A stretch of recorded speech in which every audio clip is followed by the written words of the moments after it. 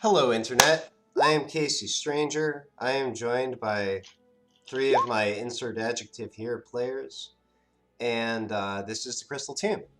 As always, Crystal Tomb is brought to you by XSplit Broadcaster. XSplit, if you're out there, call me. And by Tracteur Blonde, which is apparently like a French tank. We've been talking about French things before the game. Anyways, last time the let me see. So the group awoke in their illusion palace in the swamp. Tavrith went out for some breakfast. Everybody else got up. Tavrith came back, and they actually left in a hurry because a horde of trolls, actually enhanced trolls, were descending on the location. Luckily, by fortifying the building with her magic, Colleen helped the party get out without incident. They then flew most of the day, finally landed. Let me go ahead and show how far they got on the map here. So for what it's worth, I'm giving Tavrith a cruising speed of about 45 miles an hour and saying that he can go for about 14 hours a day. Yes, I did calculate this. So they made it about this far, up into this this here area. And actually, you know what? Let me go ahead and reveal the name of this area. I'm not going to reveal the entire thing, but I'll reveal the part of it where the name is. That answers my question.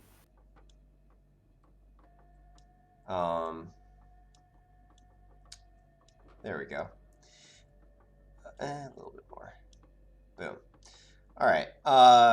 So yeah, and they are currently at a small town called Greycott. Um, Basically, they had landed in a small forest just outside the town, or just a small village, really. I forgot to mention this, but as you were walking in, you might have seen a smattering of people, mostly humans, but you did see a couple halflings as well. Excuse me.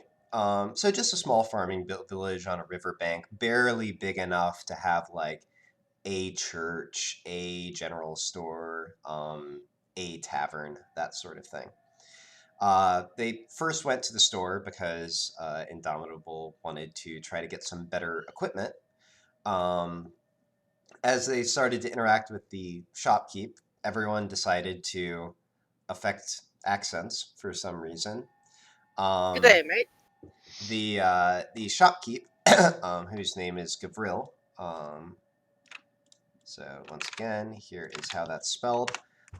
Recognized that they were definitely out of towners, and especially at the point that they mentioned Einangrun, which clearly he'd never met anyone from there. He acted fairly cagey, took them into the back room, and actually, rather than even speaking it, um, wrote a note to them, basically telling them that they should avoid mentioning where they're from, avoid using magic, try to avoid like activating magic items, and in order to try to get him to be a little bit less cagey, Colleen used her mental link magic to link actually just everyone who was there, and did manage to convince the shopkeep to join in on that. And even over the mental link, he was still fairly cagey, which goes to show how much he feared, as Kane as Kane actually deduced, the Ashal. It sort of emerged that the Ashal had some sort of big brother thing going on with the known world, basically, where they were monitoring the world for magic use, potentially even just mentions of the Ishal themselves. Now, one would think that, they clearly can't investigate every single mention of their name unless they're super powerful. But, anyways, apparently enough was going on to make people pretty paranoid.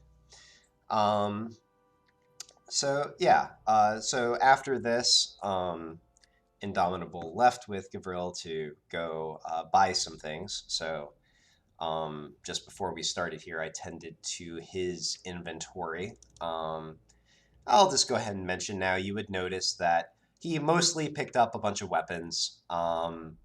A great axe, a glaive, which is basically a blade on the end of a polearm, and also a longsword. Exchanging some of his current gear, not for very much, it would seem. And also just picked up a pack with some basic supplies, food, that kind of thing. As we are picking up with shopping, does anyone want to do any shopping? Either to buy more basic supplies like food or torches, or basically this is a basic store.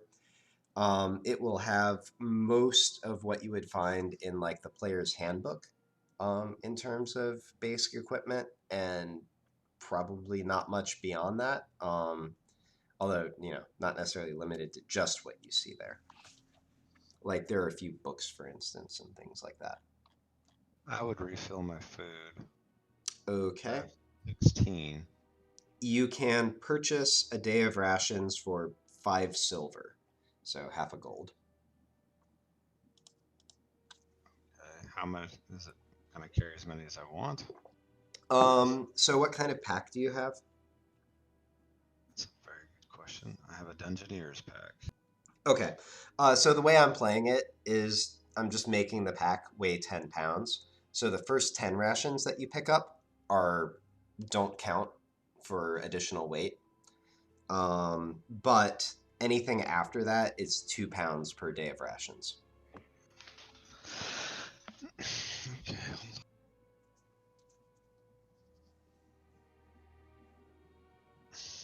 I've got 2 things in my inventory that say food. I think you got one of them might be from way back in the day because you got some food before you went underground for the very first time. I have something in my inventory that says 1 and it weighs a half pound and it says pouch of food for 24 days. I haven't touched that one. And then I have another one that says 16 foods and I have a 0 weight attached to it. Okay. And that's the one I've been marking down. Whatever you told us. Gotcha. Okay. Well, only 10 of those should be weightless. The other, so actually, you probably don't need to buy food then. You probably have plenty. Okay. Although 6 of those foods should be 2 pounds each. You could put them in the bag of holding, I think, if you wanted. Yeah, I guess it wouldn't have been in my, what do you call it? Quiver. Oh, it's possible. I don't know how you're bookkeeping that, and I'm not going to worry about it right now. Okay, well, torches, I have 8. Okay, you can 8 go torches. up to 10. Torches cost literally 1 copper each. I think is CP copper? Yep. Well, then I'll spend my 1 copper and get up to 9 torches. Okay, you can also split a silver into 10 copper. That's fine. I'm good. All right.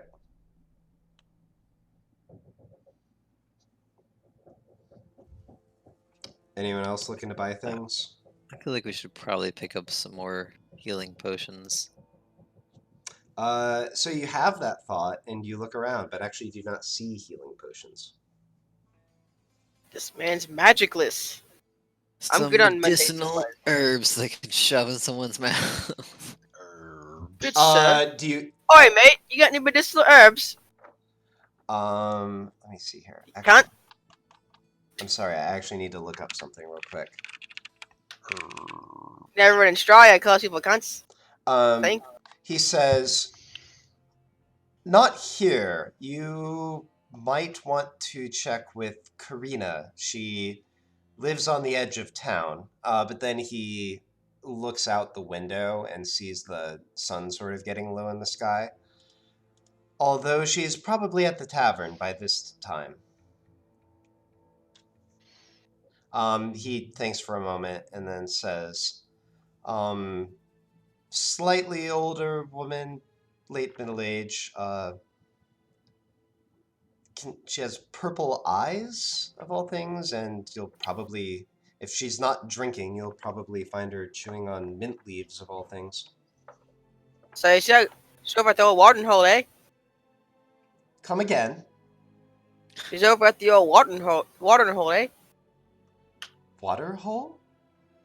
He means the pub, you know. Oh, sorry, I hadn't heard the expression. He shrugs. I'll use that expression all the time down under. He shakes his head a little bit and then says, honestly, it's mostly what people around here do for entertainment. And it is the end of the week, after all.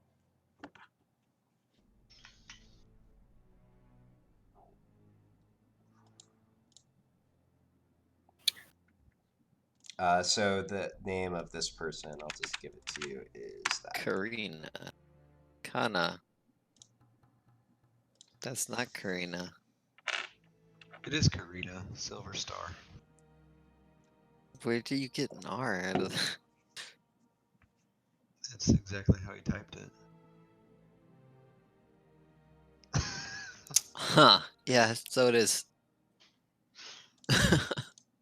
Darn these reading glasses. I didn't ask for these doors.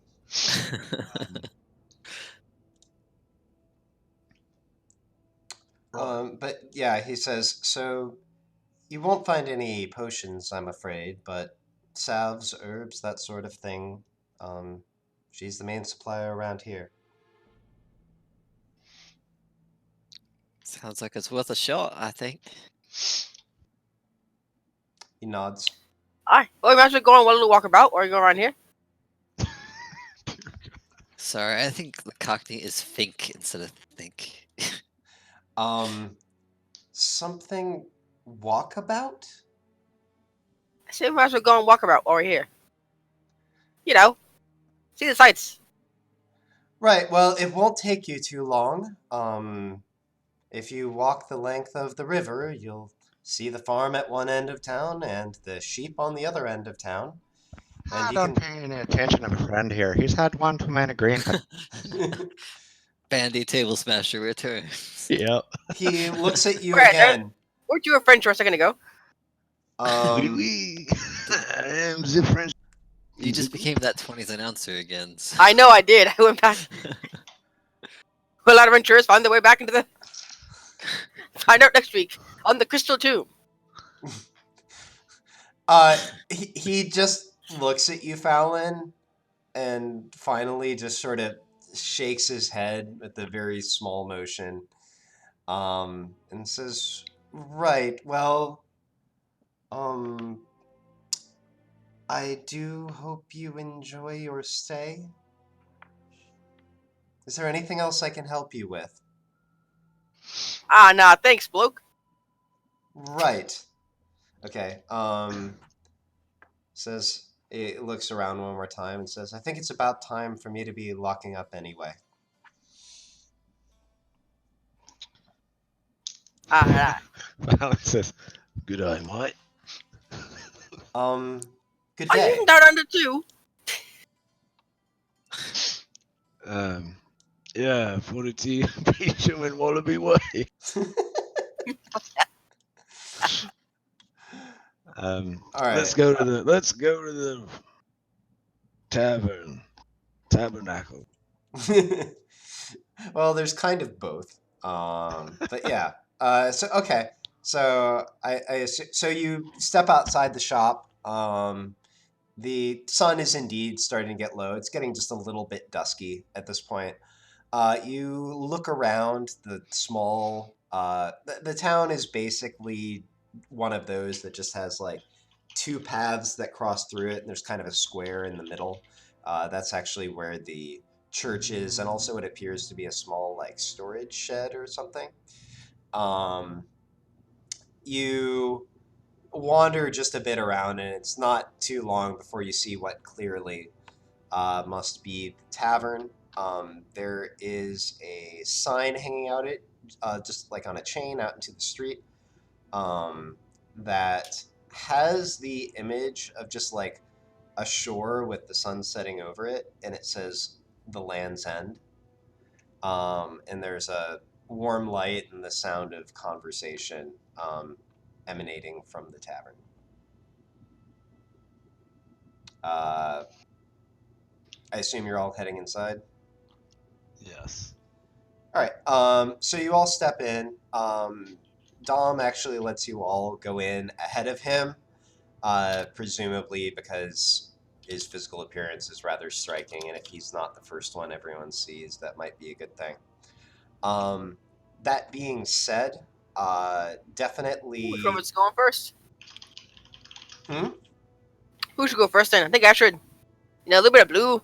But people, I don't know what that was. That was something completely different. I mean, you're all changing your accents anyway, so why not lean into it? A little bit of blue that puts people at ease, you know. I think you should stop talking like that. Oh crikey, mate! Keep it to a whisper at least. Well, crikey, mate! Oh god. We'll just tell everyone that Dom hit him on the head. Fallon says to Colleen. That's fair. Casey, I have an idea outside of the conversation. Okay. I think we should all get to put names into a hat, and each tavern we come to, you have to pull out a name to figure out the name of the tavern. Okay. If you guys give me lists, then I'll do that. Okay. Cool. Alan? I reserve veto rights, but I'm not intending to use them. I'll put it that way. Well, the one that came to mind immediately when I was like, what, you said the Land's End. Yeah. That close to me. And so I was like, well, what's a good tavern name? I was like, the Sickly Piglet. That's funny. Yeah. So, anyways, continue. Sorry. All right.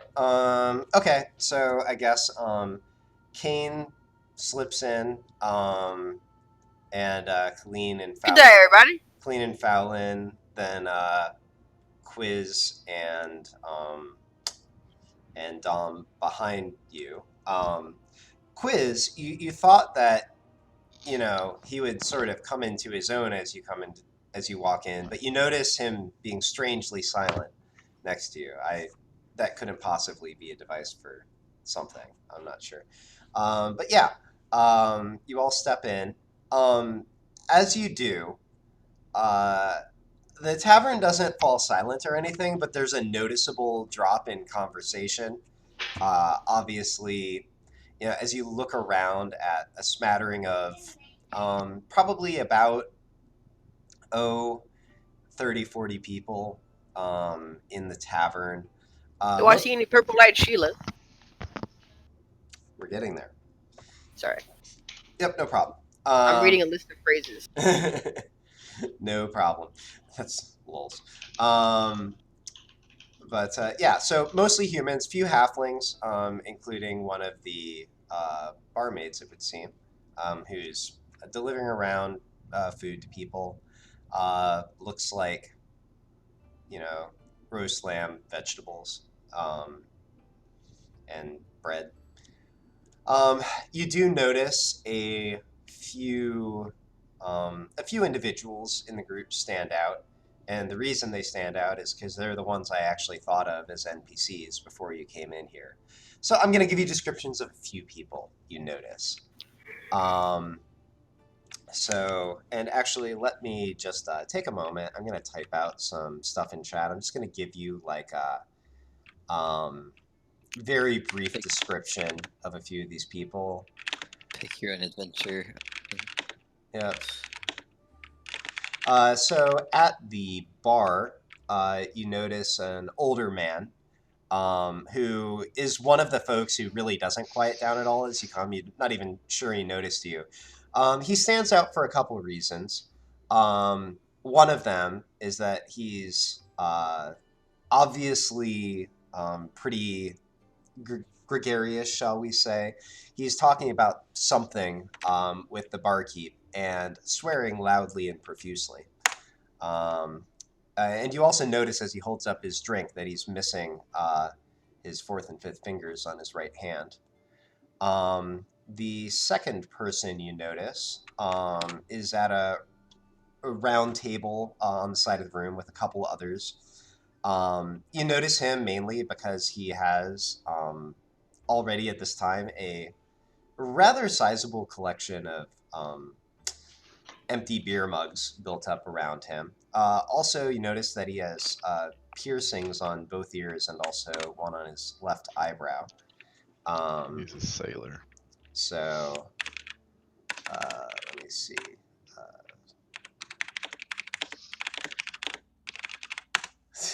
I'll call it that. Let me see. And these are all human so far, by the way. You notice, let me see here. Sitting alone, sort of in the far corner of the room from where you walk in, just sort of observing the crowd. And I mean, she doesn't do much to... Well, okay, I mean, she doesn't really react as you come in, but you might see her eyes shift your direction as she comes in. A woman who's, well, frankly, at a glance, the immediate thing that you would pick up is that she's kind of not very good looking at all. She has a hooked nose, thin, wispy brown hair. It seems she's got a case of acne that never went away, even though she's clearly at least, in her late 20s. That being said, she has a pleasant smile on her face, and, doesn't immediately seem, frightful or anything like that. So unfortunately, let me see here. So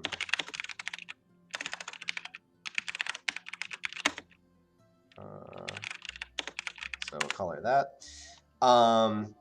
Another person who stands out is going to be actually the barmaid who I mentioned before, who sort of has a no-nonsense expression on her face, kind of looks sullen, but moves gracefully in and out of the crowd, serving people.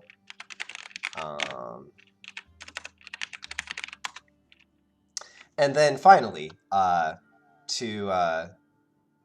okay, one more. You also notice, not in the bar yet, but this person will come in just a moment, so I'll just announce them now. Gavril is going to be making an entrance. And then finally, you do notice someone who you take to be KyrianSalvar Star. And you know what? Actually, this isn't what I said before. I said she was alone, but I am going to say that, or actually, yeah, okay. She sort of is not looking at you. She's talking with this person who I mentioned as ugly but pleasant-looking young woman. She mostly has her back to you, but you see as she sort of turns around to look at the room, the purple eyes, long graying hair, and she's wearing like a dull green cloak. I don't know. Has the look of someone who would live on the edge of town. So these are some of the folks you notice.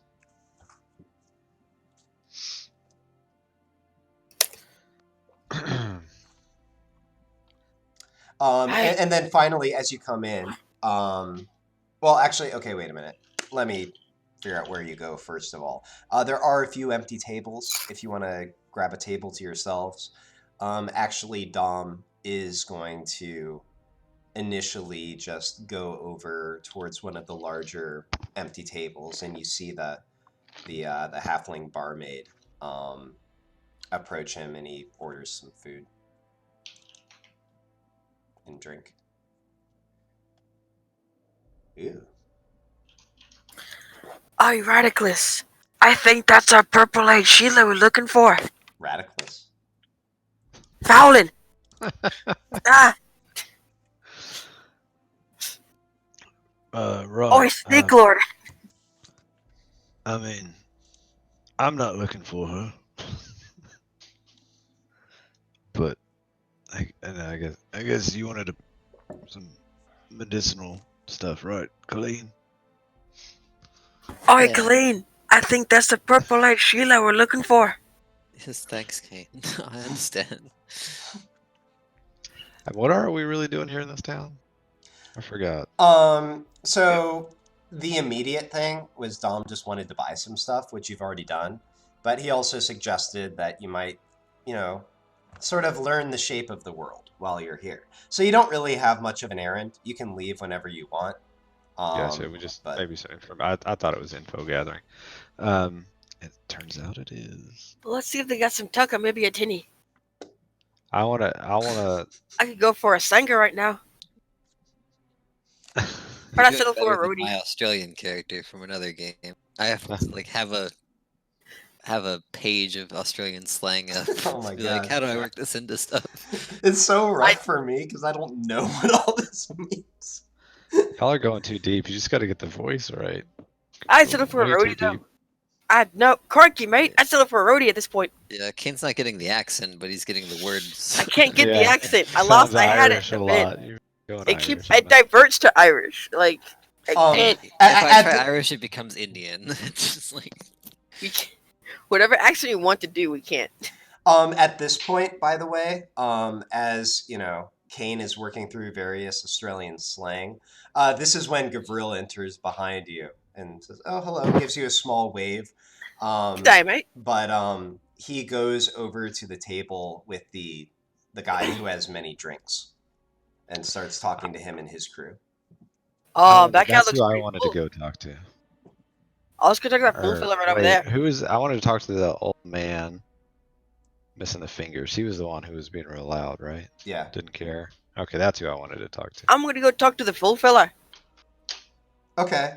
Are you Fool means drunk. Colleen, are you sticking with Marina. someone? Okay. Fallon says, "Wave if you need a rescue." All right, so we will just go in a random order then with these. So first will be... Okay, we will stick with Kane first. Okay, so you said you were going over to the table with the full Gavril fella. and Many Drinks Dude. Okay. All right, yep. So you walk over there. There are 4 men around the table, although there is actually an empty chair there. They all look up as you approach, and actually...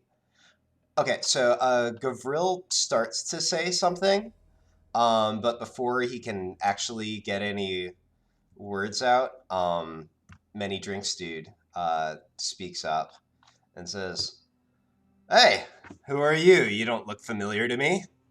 Ah, good day, man. I'm just passing through. Right over here, Gabriel told us this is the best booze in town. I lost it again. Sorry. It's the only booze in town. Well, that makes it the best, don't it? Nope. Fuck. Anyway, I give up. I looked all this time looking up Australian slang. I can't get. I lost the. Look, gives me a buzz, and that's mostly what I'm here for. He looks you over and says, "So, how are you feeling this fine evening?" Travel weary. You know. Oh, We're on the road for a while. I Stopped see. through to get some supplies. Road drinks. doesn't have you down? I was afraid it might turn you a little blue. You're good. You're funny. You're funny. In the gut, first punch. He's been drinking. He's not going to consider that that's the obvious joke. Nah. I've been blue a long time now. You know. World's got me down. Run afoul of one of those wizards. You could say that. Well, glad to It's see you true- live to tell the tale. They're not chasing you here, are they? No. Dude, so many people being chased by these wizards. All right, well, hey.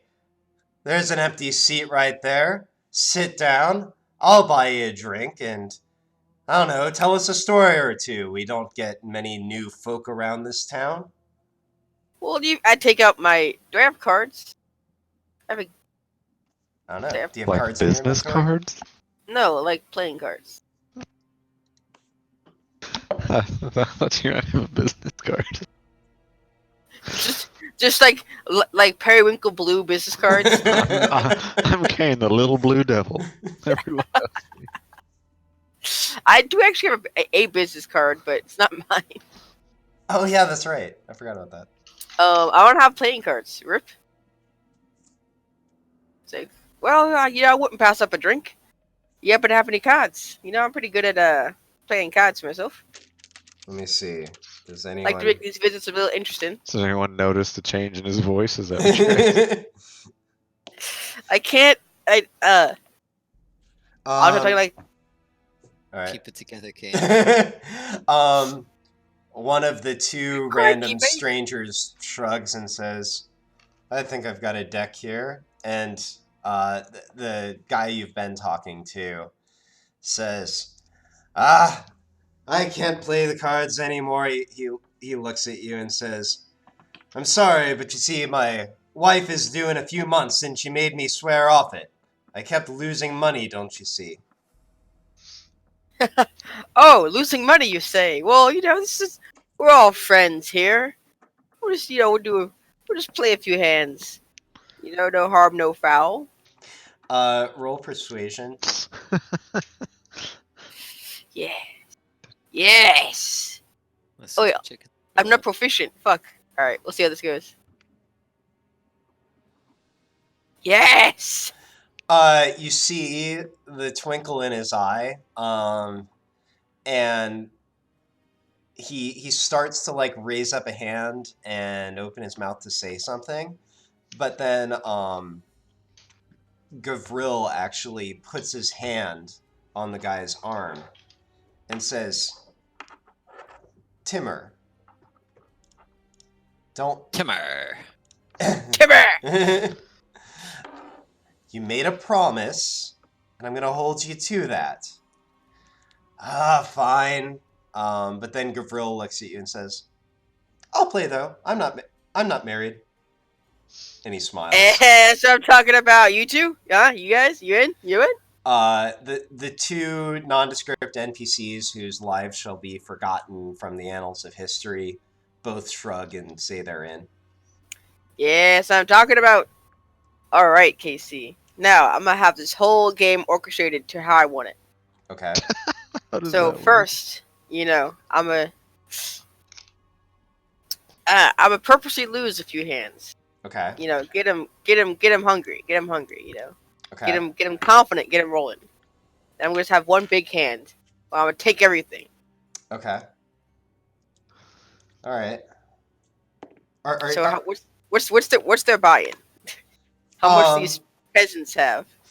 Yeah, I mean, not a ton, but give me one more persuasion check to see how much money you can convince them to wager. I imagine you're trying to just get them in for about as much as they're gonna give you.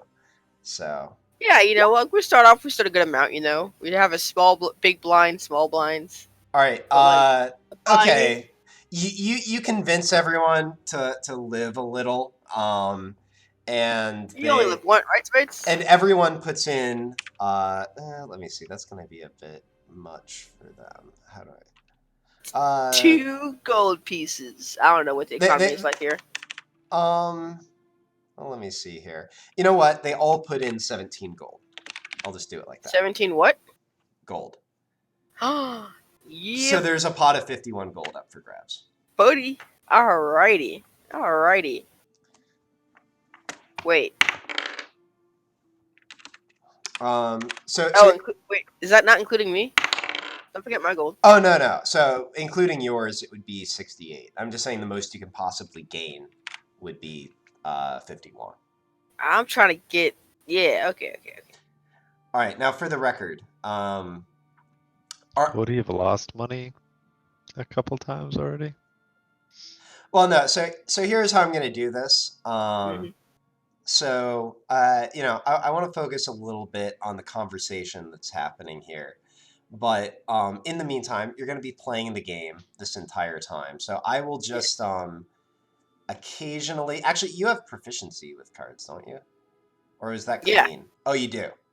I have Okay. We proficiency. both do. And like I'm gonna be doing so like I'm gonna be like bluffing to make it seem like when I'm doing folding, doesn't be bluffing, doesn't be blatant cheating, Yep. everything, you know. Yep. Okay. So I'm a good card player, but I'm also sneaky.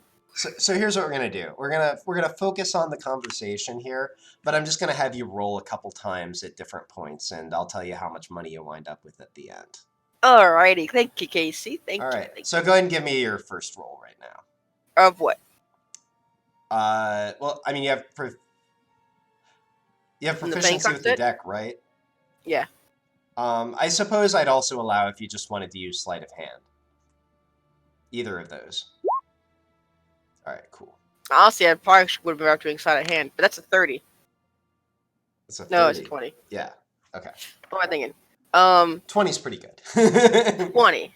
I'm gonna do sleight of. Well, that's just for playing the game. You know, when I start cheating, I'm gonna cheat at least once in this. So I'll do my cheating roll. Okay. Oh, okay. That makes sense because you're not cheating right off the bat. Nah, I'm gonna cheat later. So to get here's the what we're gonna do. We're gonna do 2 playing card set rolls, big and whammy. then the third one's gonna be a sleight of hand. All right. So okay. So as you play, you see Get some drinks. Timmer sort of sit back, sigh a little bit, rub his head with his hand, like, right, I need to be responsible because I've got a child on the way. But just not Timmer. Let the big boys play. But his feelings of responsibility don't prevent him from buying a round of drinks for everyone. And as the barmaid walks you up, you see that she just gives him 2. He just gets 2. And he starts throwing them back and sits there. And he says, "So, stranger, you got a name?" My name's Arthur. Arthur. Said your voice changed just now. My voice changes all the time. You know. Interesting. It's you see, because I'm trying to do less of my usual accent because people find it off-putting. I'm trying to use it less. I'm trying to get a more regular accent going on. He shrugs. I thought it was a hoot, but anyway. Oh, did you, mate? You thought it was a hoot, did you? Yeah, you're too full. It's all right. Anywho, so why are you getting them free drinks there? That's not free. I'm just running a tab. No, I'm not. Okay. Sorry. No problem. I'm not running a tab. No, okay. Oh, a tab. See, how big's a tab so far, mate? He points at Gavril and says, "I let him keep track of it." "Well, how many did you have before I got here?" "Oh, 3." And Gavril says, "Right, 3. I'm sure it was only 3." He's like, "So 5. So you're probably at 7 now?" He said, "Sure, why not? I'll settle up when we go to leave." Oh, that's real kind of you, Gavril. That's the man's tab over here. It's a nice town you got here. He shrugs and says, "Look, this lout is my brother. I try to look after him."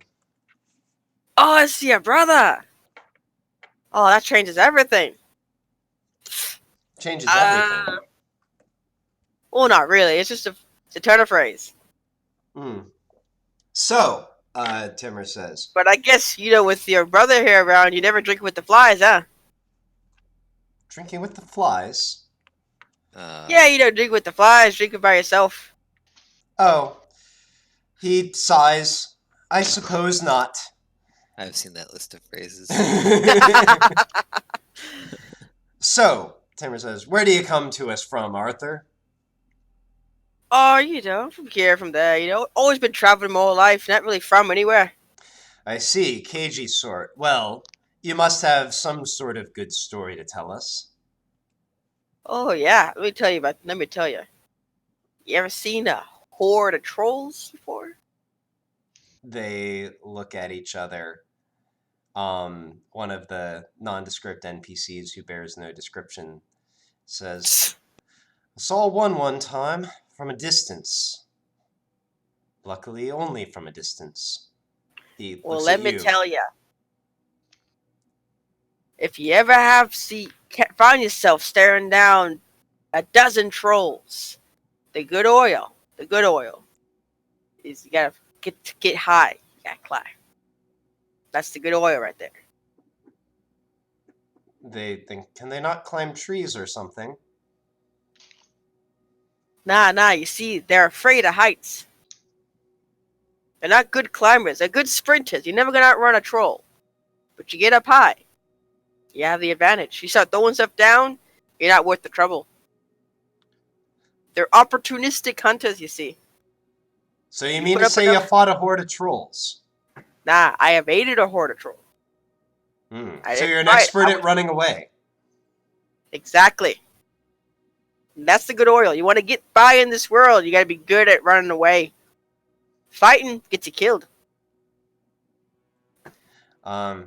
He shrugs and says, well, I can see the wisdom in that, I suppose, but if you face down a horde of trolls, you can hardly have evaded every fight. What gets you into a mess at looking at a horde of trolls anyway? Just picked the wrong spot for camping. Must have caught my scent. Where are you camping at? The bog? I like to explore. Blah, blah, blah, blah, blah. I like exploring, the bog, the mountains. I like going all over. It's a dangerous.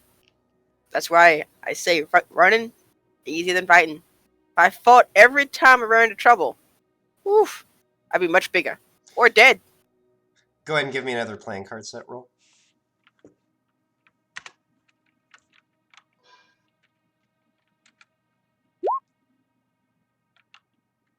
$20. Okay. 20 is the minimum. Right. Okay. It says, well, how do you make money doing that? Well, I'm not some Akka, I come around. I might help out around the town a little bit. Someone needs some work done, some messages passed along. This is a part-time courier. You do a little bit of this, a little bit of that. It doesn't take much, really, to travel. You see a little bit of food. But if you know how to live off the land, you're fine. You travel around doing odd jobs? If I ever need money. But the thing with traveling is like you got the wood right there. Food all around you. It says, so how talented of a man are you? What can Orally. you do? God. Hold on, let me scan my sling list. Well, I'm not some whacker. I could do a few. I'm a little bit handy. I can. I'm a good cook. Like I said, I'm quick. I'm fast. Good at running. So if someone needs something taken somewhere else, Missed do that. You ever come across any... He thinks for a moment. Maybe remedies or medicine or strange herbs that we wouldn't know about around here? Maybe something for pain? I'm not much of the smart kind. Hmm. I don't know much. I'm not good at about all the plants. I know at least what you shouldn't eat, what you can eat. And that's the extent of what I got for you. So Gavril looks at Timur and says, you're worried about Gregors again, aren't you? He sighs and says, yeah, I don't know, just throwing a Hail Mary, hope to find anything to ease his pain. Gavril... Oh, who's this? Who's this talking about now?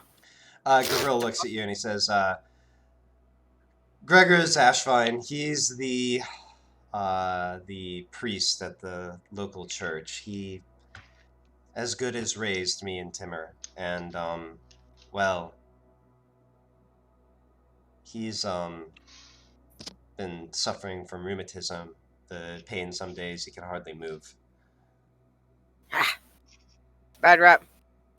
So if I knew anything to help you, I'd help you out, but I don't know anything about that. Gavril looks at Timur and says, I can go check on him after we're done here. And Timur looks him in the eye for a moment and then cracks a slight grin.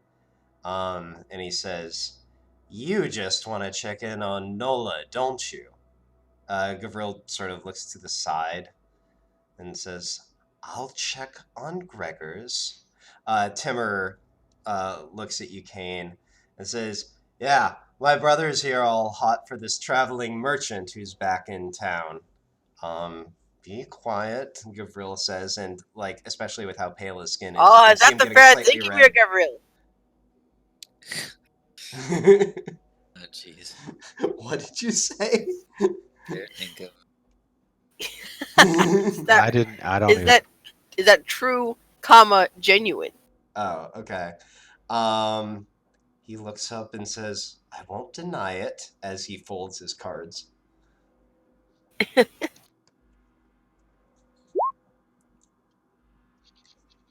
Okay, I see. Well, as far as your friend, the only thing I would be able to suggest is maybe some amber fluid. But Amber now I got fluid. real.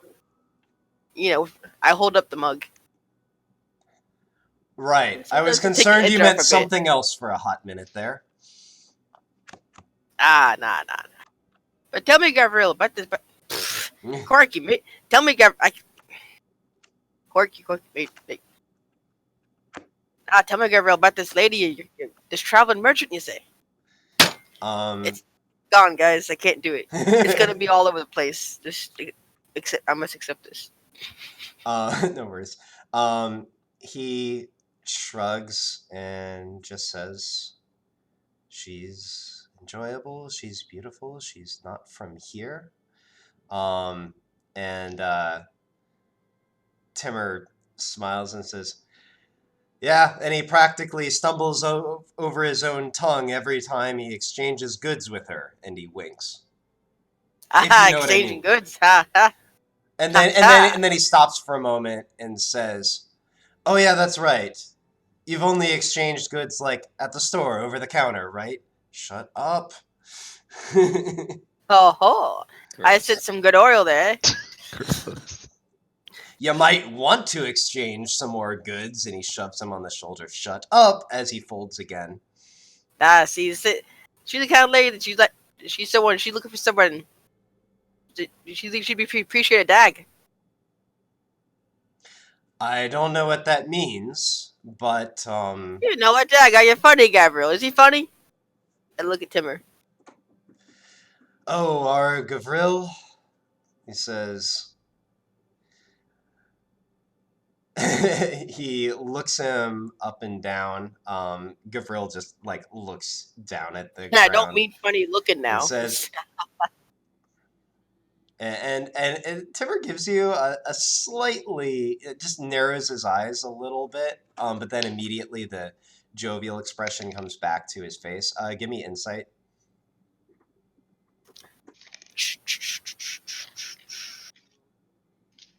Kane turns Australian with the title of this video. Kane attempts to turn Australian.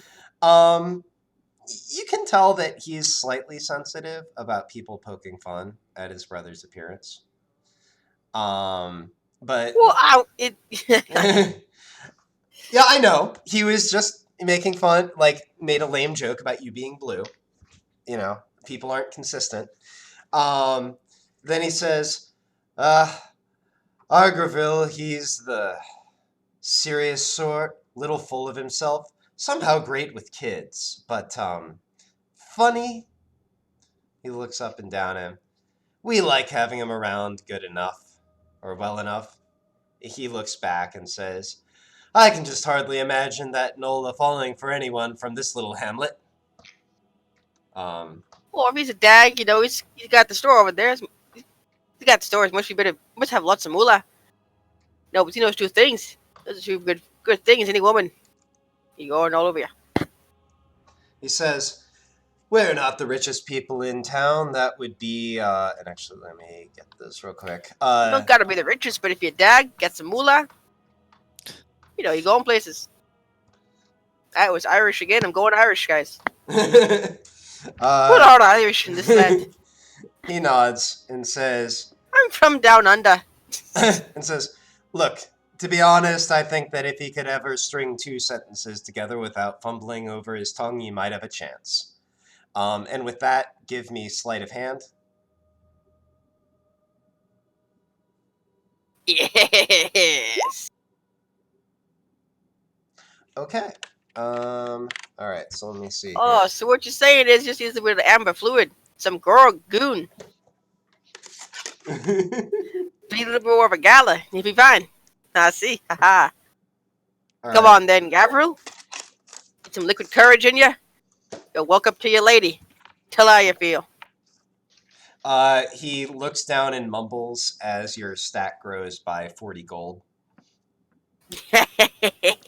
And with that, I'm going to transition to one of the others real quick. And they were asking, I love how they ask, so how do you make your money playing cards with me? It's like, no idea. How do I make my money? All right. The fool. Okay, so I'll come back to you in a moment. Basically, I'm gonna have an interaction. You'll have a moment to say, if you want to like do anything else based on these interactions. But I am going to transition to Colleen now. So Colleen, you approach the table at which sits Karina and the other girl. Other girl waves as you approach and gestures to an empty seat. Smiles pleasantly as you approach the table, and says, "Well, hello there. We don't get many elves through town. My name's Natasha," and she holds out her hand. Hi, Natasha. It's a pleasure to meet you. My name is Colleen. Very well, very well. Please, well, if you like, take a seat. And this is indeed Karina. Speaks up and actually, well, okay, yeah, and says, "And my name's Karina. Welcome." Oh, so you're Karina. I've actually heard some about you. "You've heard of me?" She thinks for a moment. I need to check something. Sorry, just a moment. Says, "Not from Crossroads, are you?" No. We were procuring some supplies on our travels, and I was told that you would be the person for medicinal herbs. Okay, good. As long as you're not a debt collector. Oh, heavens, no. I have no money myself. She looks at you. "You're awfully finely dressed to have no money. Also, I hope you have some if you're talking to me about, well, such wares as I have." Well, I came from money, but I don't keep any of it on me. My friends have my money, so I don't have anything on me at the moment. But um, it's not hard to come by. She says, Making "Fair enough. I'm sure we're only talking about silvers anyway." She says, "Yes, I have a few things. Although my stock has dwindled a bit, she raises an arm slightly, and you notice that she stops well short of the highest that she could possibly raise it, and she says, "Been suffering a bit lately, and can't get out into the forest like I used to, especially after those wargs showed up at my favorite spot.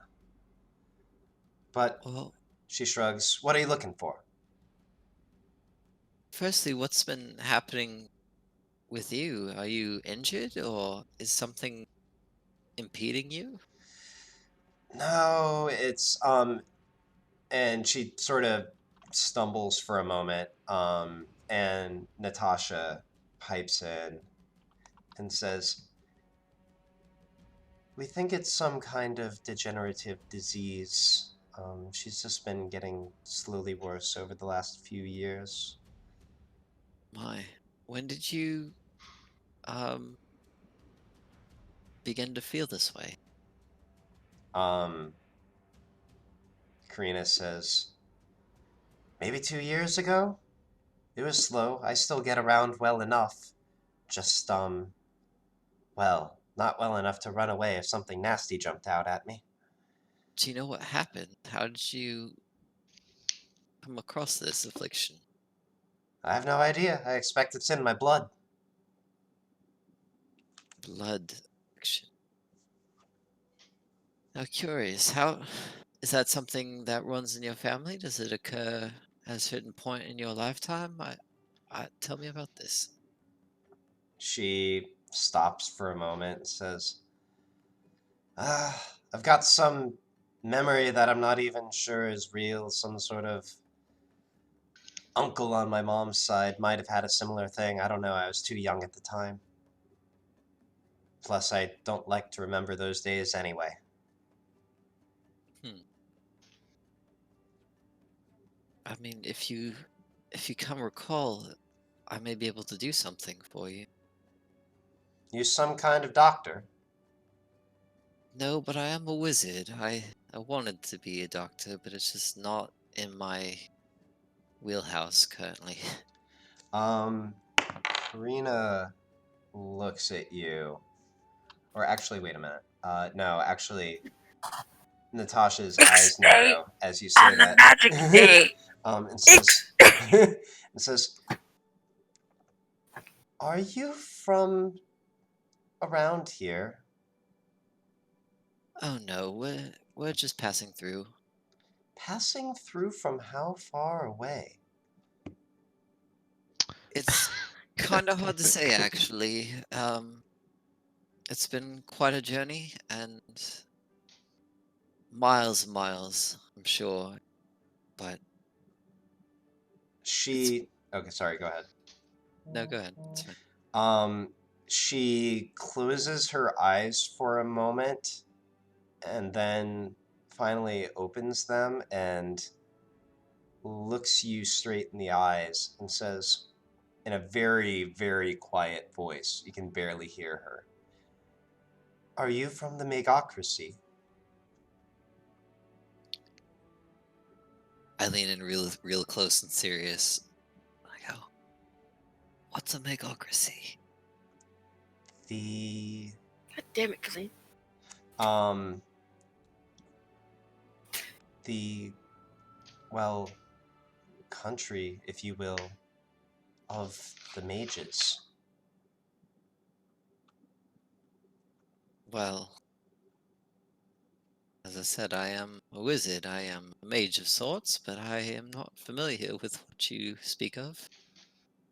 Um, she, uh, she just sort of freezes in thought for a long moment and then says, "Well, if you are indeed one of them and are simply not telling me for reasons that aren't known to me, then please know that we here in Greycott have only welcome for you. And if you are not one of them, then I would advise you to..." She thinks for a moment. "Be judicious in any use of your ability." And she thinks for a moment. "I feel obliged to say, perhaps travel to the Megocracy to make yourself known." I do recall the last person I spoke with said to be careful with magic, but I can't imagine what terrible thing must have come over you that you need to hide that kind of power than beauty.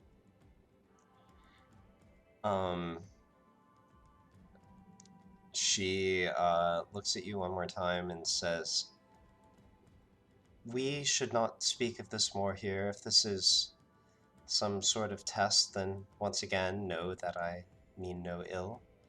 And if it is not a test, then, well, I have done only my duty." And she just sort of stops there. And Karina sort of nods beside her and says, "But if you are interested in helping in a general way," and she sort of looks meaningfully at you, "you can feel free to come out to where I live and maybe even look at what I might have that might be of use to you." I'd be happy to. Absolutely. I suppose we don't need to risk anything more here, but I'd be happy to come meet you. All right. Um, well, why don't we finish off these drinks then, and then I'll take you back. Um, she looks My, over at Natasha and says, "Natasha, you have plans for the rest of the evening?" And uh, Natasha's face falls a little bit. She says, "Unfortunately, yes, you know my father. Ah, Yosef Ironright. Never," she says, "the day I see that man smile." And she trails off and says, "Well, I'll do something. I'm not sure what yet. I don't think I well, need to what's wrong find out." with him? Why can't he smile? Natasha sighs and Karina says, "Ah, that man's harder than a block of granite and a cast of iron. He's not a bad sort, just not exactly personable." But I don't understand. Why can't he smile? There's something wrong with him? Natasha says, "No, father just takes life very seriously. Very seriously." Well, that doesn't sound very healthy. She shrugs. "It's worked for him."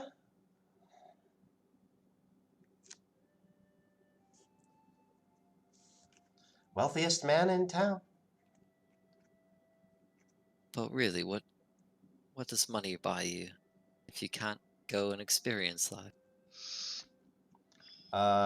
She says, "Well, according to him, and I see little evidence to the contrary, money is what helps you experience life.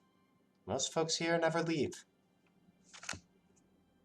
As for me," she says, "I'm not even sure I want to leave, but, well, sounds like I'm not too much longer for this town." Karina looks over at her and says, "You hadn't said anything. Was that why you..." "Yes, yes, yes. Father uh, arranged something with one of my relations in Crossroads. I'm to leave there in a few months, I think. I'm sort of haven't talked to too many people about it, but I'm sort of starting to say my goodbyes." Didn't you say that you didn't like people from Crossroads? Did I hear that right? Uh, Karina sort of smiles wryly and said, "Ah, that would be me. I might have left a few debts there before I made my way here. I'm sure Natasha will do better than I did."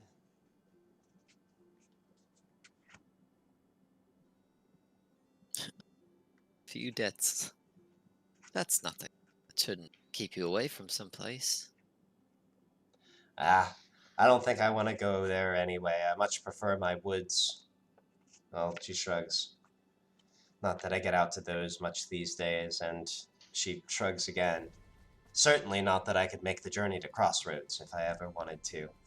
But she holds out her mug to Natasha and says, "Don't worry, lass. I'm sure you'll find a good man and a decent living out there." Right. Exactly what father says. Ah, screw your father. You'll find your own way of doing it. Natasha smiles weakly at that and says, "Right," and sort of clinks the bottom of her mug against Natasha's, and they both drink it down.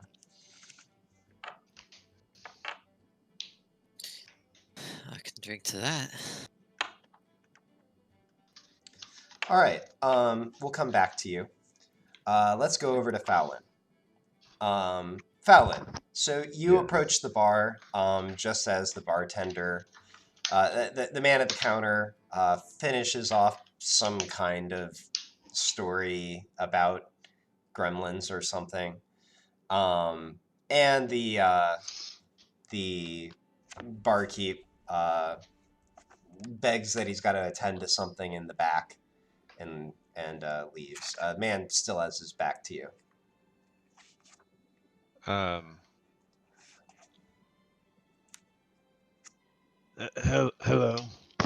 Huh? Who are you? Oh, my name's Fallon. What's your name? Ah, Matt V. Well, Fallon, sit your ass down on this fucking stool and tell me a story or something.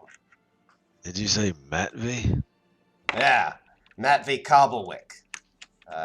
Here's his name. And he holds out his right hand, the one that is missing 2 fingers to you. Says, "Pleasure to make your acquaintance." I'll shake his hand. Yeah, fucking right. And Fallon says, "All right, I'll tell you a story if you'll tell me what's the news around these parts." I think I can manage that. He thinks for a moment and says, let me see. So, young Ivan lost 2 of his father's sheep and he's grounded for 3 weeks. I had to listen to that story for, about 5 fucking hours. The priest is cooped up in the church these days. Had to cancel services, what with all the pain that he's in. Matthew, could you, Matt V. Matt V, could lad. you, Get a man's fucking name right. one day I might. Could you maybe talk about what's going on in the greater area? It's A kinda greater like- area. How much greater are you talking?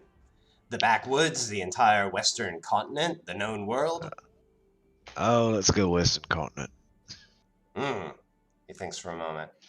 Well, we only get so much news through these parts, but, and actually let me pull up my map real quick. It might be useful to make reference to locations.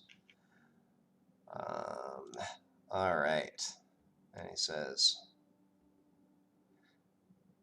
"So sounds like the wizards are having more of a presence and outlook these days. Not quite sure what that's about.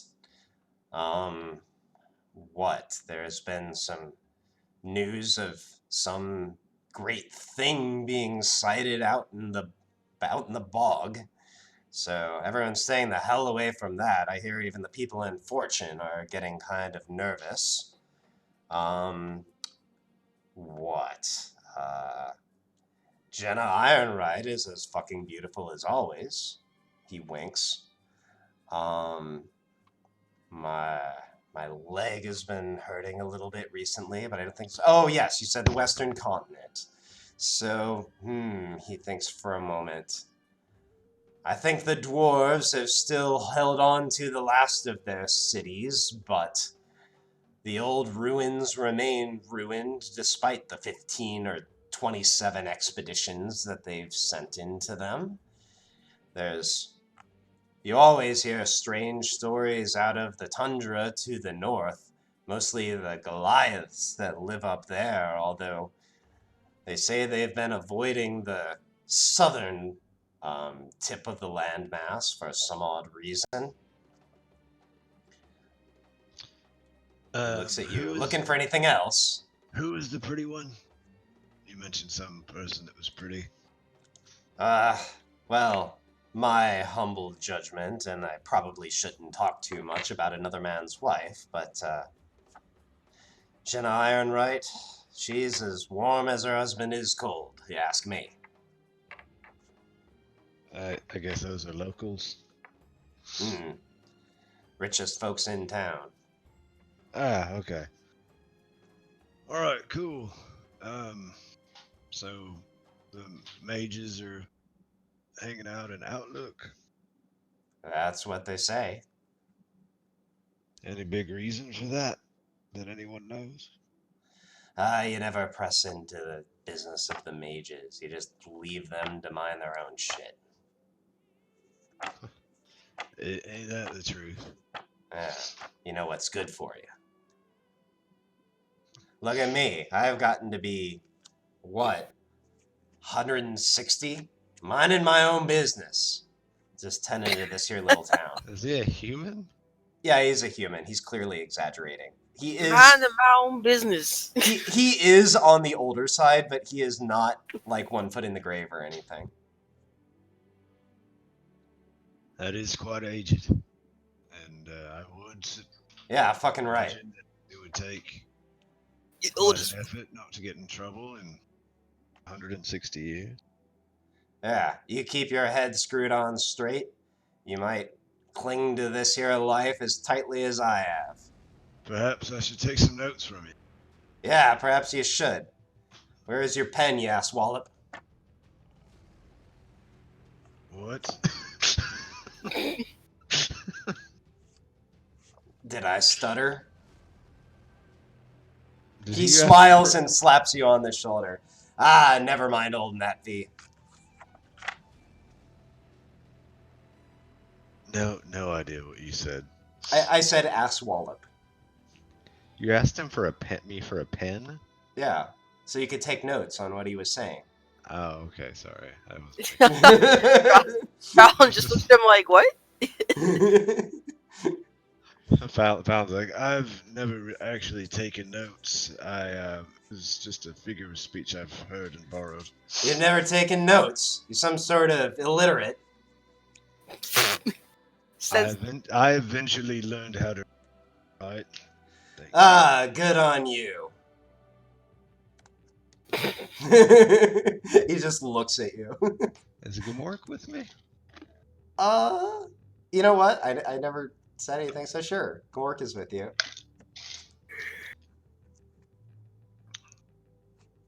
I don't suppose I'm gonna get any other great tidbits of the greater world from you. He says, I've been giving you all the tids and all the bits. What are you... all the bids and all the tits. What are you looking for? What? You want me to tell you what the snake people are doing in the jungle? oh, I probably have a good idea on that, but if you have more to tell... Yeah. Fuck it. Fuck no, I don't have more to tell. No one ever comes out that goes into that fucking... What humid. jungle? What jungle are we talking about? makes his joints ache. Do you know the shape of the world, son? I thought I did. He calls into the back. And actually, I need to come up with the name. He says,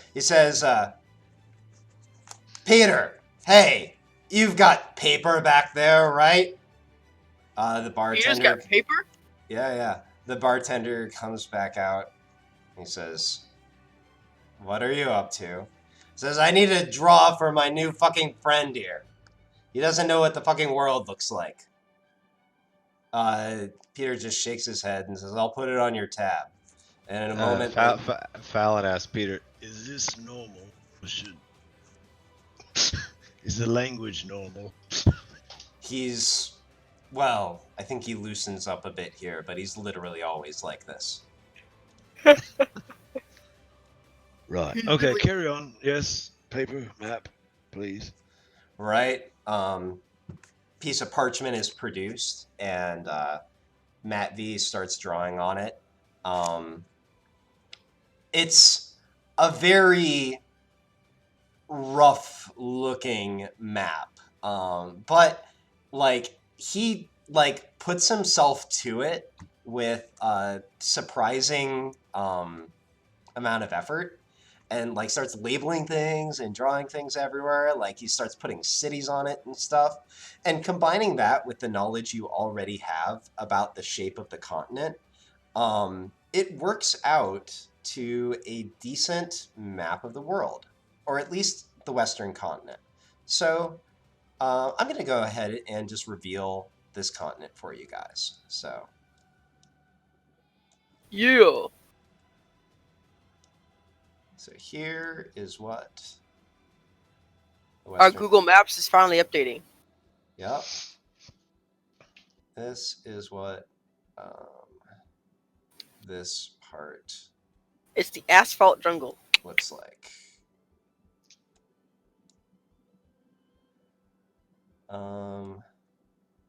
It's patched. Also, shout out to my backup Kane picture in the Discord. 5 out of 7. Nice. All right. I am, however, going to leave just one little bit blank, but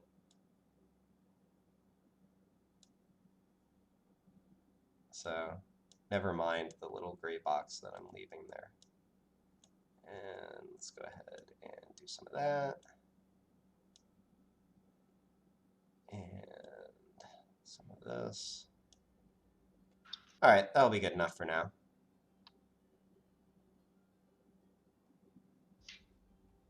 Yeah. It all looks the same to me. So yeah, so he'll mention, so here's the tundra up in the north. This is sort of like hill country, largely populated by like rock gnomes. The there are dwarves who live in these mountains and also down in the steppes. Although what he told you is basically like they used to have more cities here, but they've been essentially chased out of all of them except this one. And here's a big jungle where civilized people don't live. And here's the rough area of the world that you're in now. Interestingly, at this point, you learn that the Javit still exist, apparently, and they've got a small territory right here. The Javit were the... They are the Dragonborn who your progenitors fled from when they went to Anongrun. Also, those Dragonborn spirits that you were leading around the dungeon, those were Javit. Wait, was that what he said in the letter? The Javit Empire? Yep. So essentially, when your people left the larger world to go to Anongrun, the Javit pretty much ruled the entire world. And now they don't. Wait, okay, but I'm trying to figure out what the heck is going on with my brain. That, like, Javit didn't ring a single bell, but we read those letters so many times. I read those letters so many times. Yeah, no worries. Wait, what happened to my brain? All right, so, like, unknowable amount of time later, Matt B finally finishes giving you the lay of the land. And he finishes up with, and the cliffs up in the north. There is a sight to behold, from what I understand. They say the cliff starts in the western part and it keeps rising and rising above the sea level, higher and higher and higher, until finally when you reach the tip of the continent, it's, about, they say 5 miles, I think I've heard, above the waterline. Now, mind you, it's only that high at just the tip.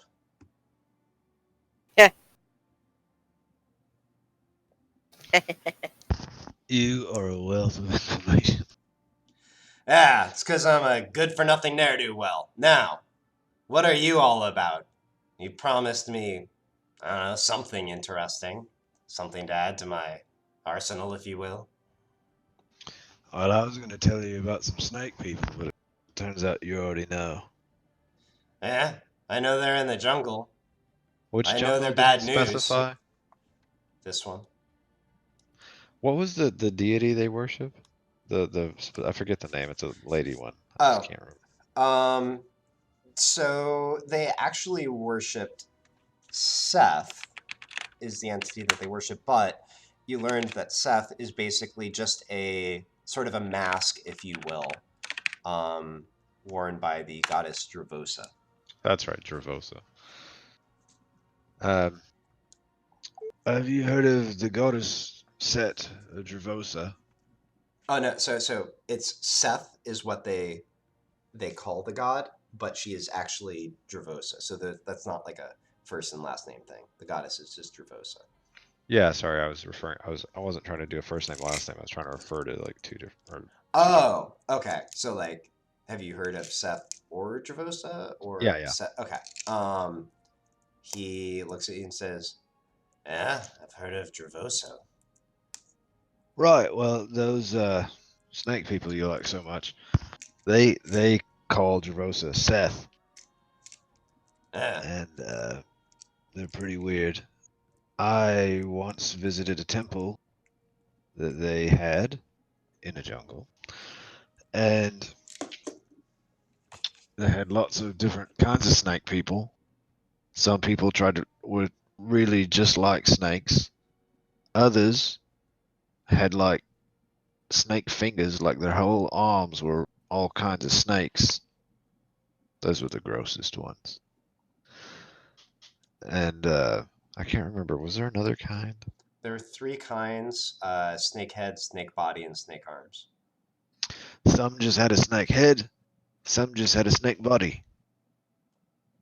And yeah, I had to have I fought some of them at the top of the temple. And turns out I was able to win their goddess onto my side, and made it out alive. He looks at you for a long moment and then says, "Hey, Peter, this fucking asshole says he fought the snake people and lived." Hey, Uh, Peter. Peter doesn't react at all. He just like continues like washing mugs. And Matt V looks at you and says, "This is true what you tell me." Yeah, it was a pretty wild night. He looks at you and says, "Ah, so you're some kind of fighter then." I assume my crossbow strapped across my back. Do you Well, I just don't know. I guess if I think about myself, I have a great axe.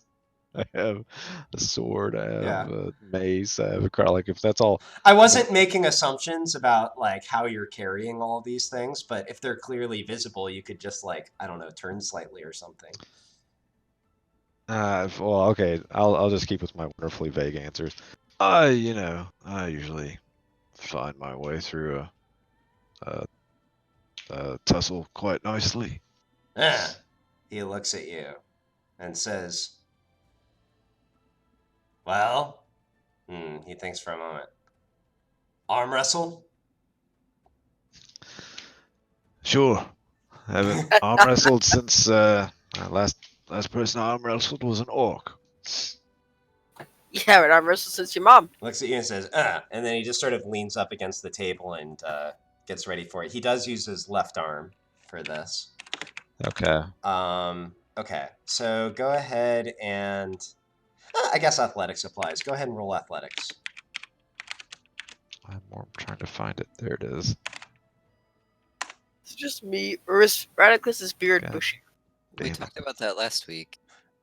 He takes you off guard with how strong he is, and before you really get your like, you weren't expecting much out of this old man. Before you know it, you're your hand is just like a few inches away from being brought all the way down. Go ahead and roll that once more. Oh shit. I assume I have to roll really good, is what that means. Uh-huh. Oh, all right.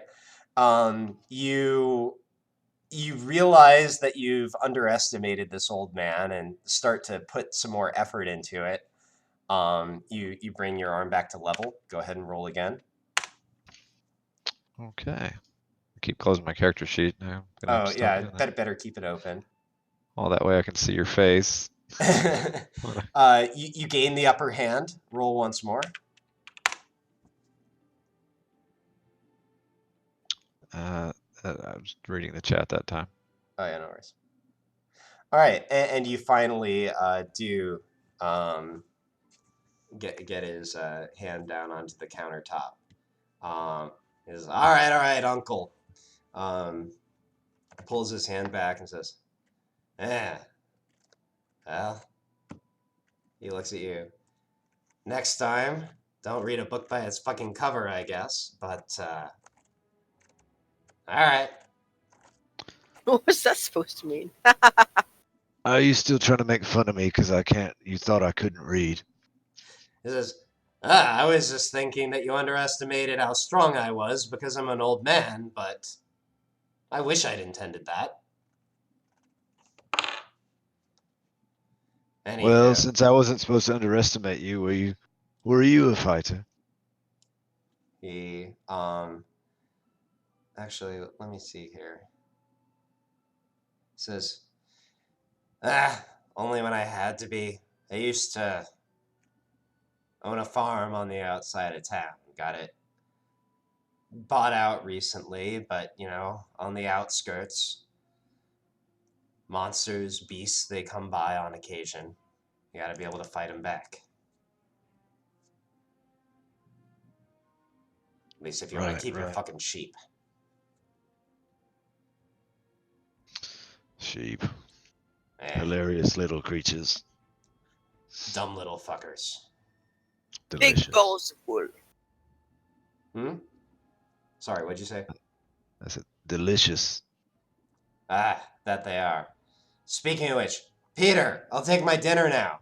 And Peter says, Peter. You already had dinner, Matt V. I said, well, I want another one. Right. Peter. And with that, we are going to come back to Kane. All right, Kane. So you've had the conversation that you've had. 40 gold. You've fleeced these people for 40 gold. Would you like to try to extend this interaction in some direction? Or would you like to just sort of wrap things up? Just how I left it before was like, you just gotta get a little Lambrel, your little, hold on. I gotta find the fucking words again. Casey, was there anything left for me to talk to that dude about? Or would it make sense for me to have moved on and like catch up with other people? Because I'd like to crash Kane's party is what I'm getting at. Oh, I'll allow that. Yeah. Okay. Just like the last thing I did is like, I get a little gula, a little gan. All right. I go to gala, liquid courage, go tell you go how you feel. And that was what I said last time, so. Okay. I'll introduce you in just a moment. Okay, so actually, as Kane says that, Fallon, you wander over to check on Kane. You see him with a fairly healthy coin stack in front of him and some cards on the table. Fallon says, I see you've made some new friends. Oh, yeah. Fuck. Well, What? mate, everywhere I go, I'm making some friends. Just a friendly guy. And you're still doing that. Wait, what happened to your... Fallon says, boy, my name's Kane, and I think I'm so cool. Just because they're from Australia. Hey, come on, mate. Right, crikey down under. What? Yeah, down under. At this, Gavril sort of perks up and says, thought you said your name was Arthur. Well, it's more like a nickname. Okay. So there's a little bit of time I had to walk around, and I might have twisted my ankle and had to use a cane to get around a bit, and they like to remind me about it every chance they get. Hmm. He looks up at you. Oh, go ahead. Sorry. Go ahead, Tyler. Fallon says, "What?"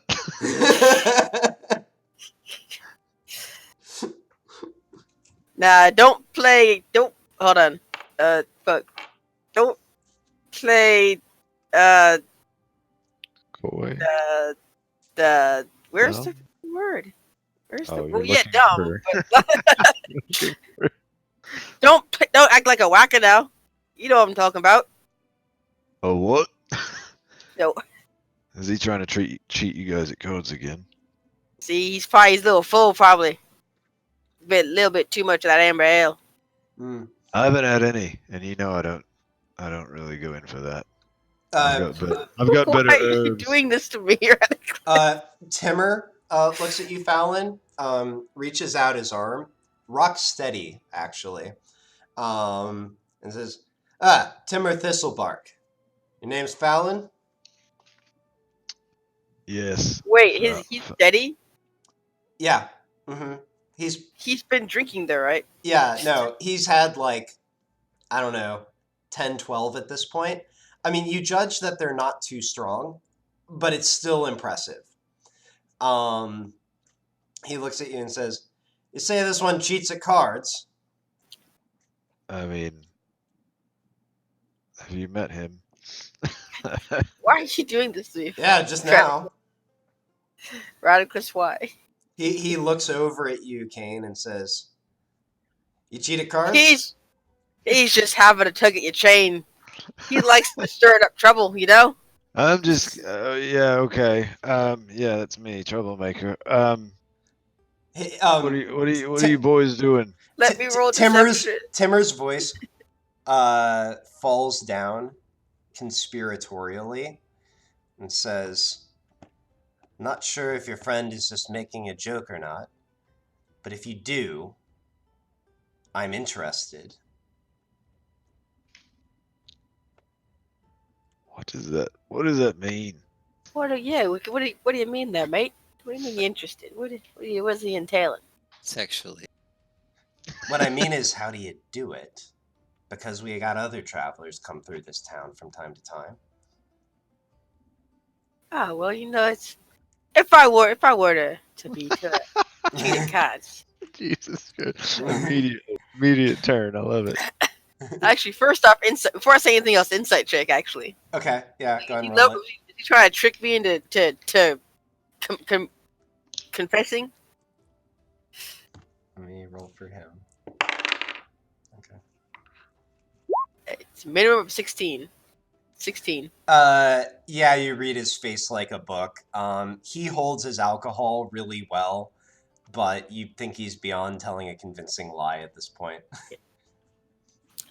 Well, you see, mate. If I want to cheat at cards, where I do it, it's all in the hands, the fingers. I kind of take out a coin. I start doing basically like sleight of hand magic trick, like making it disappear and reappear. See, it's all in the movement in your hands. See, you get to talking, you get to a little bit drinking, they start not paying attention that much to the hands. It's all sleight of hand distraction. Make them look elsewhere. You see where the coin came from. Pull the coin from behind his ear. All about that. Maybe showing off a little bit for I'm not cheating. He if I were to cheat, I would. Just find yourself a nice shiny piece of metal and practice yourself. That way you can see what other people see. He looks at you real quick and says, or he looks at you and says in a quieter voice, you come over here. He gestures sort of next to him. There's a bench. Show me a couple tricks, just a couple times. We overlook all this, and hey, if you ever come back to Greycott, Gavril and me, we co-own the store, friend of the town. All right. I'll go show him some tricks. I'll go show him a couple of tricks, couple basic tricks. Okay, all right. So you card like this. Fallon says, you know he's an assassin, right? If you threaten him, you might not wake up or something. Timur, as you're sitting down next to Timur, Kane's like this. He's like, he raps you on the like an shoulder and says, "Ah, you an assassin too, besides a cheater at cards?" nah, I'm not in that killing business. Like I said, fighting ain't my thing. Deception now. No. All right.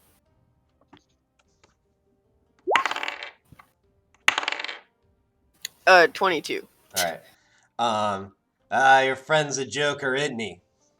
He's a joker. He's a joker. Yeah. But he's come over here. I kind of show him like how to hold the hand out and stuff to like so it doesn't look what people can't see the cards. How to like slide cards in as you're shuffling. Mm-hmm. Like just practice this. But the key is we talking. Get him not paying attention to what you're doing with your hand. You want to be good at it, but it's best if they're not even looking. Like think about it. Were you ever once looking at my hands? I've lost again. No, you weren't. We were all talking, looking around, having a laugh. You weren't looking at my hands. Don't worry, mate. No, I wasn't.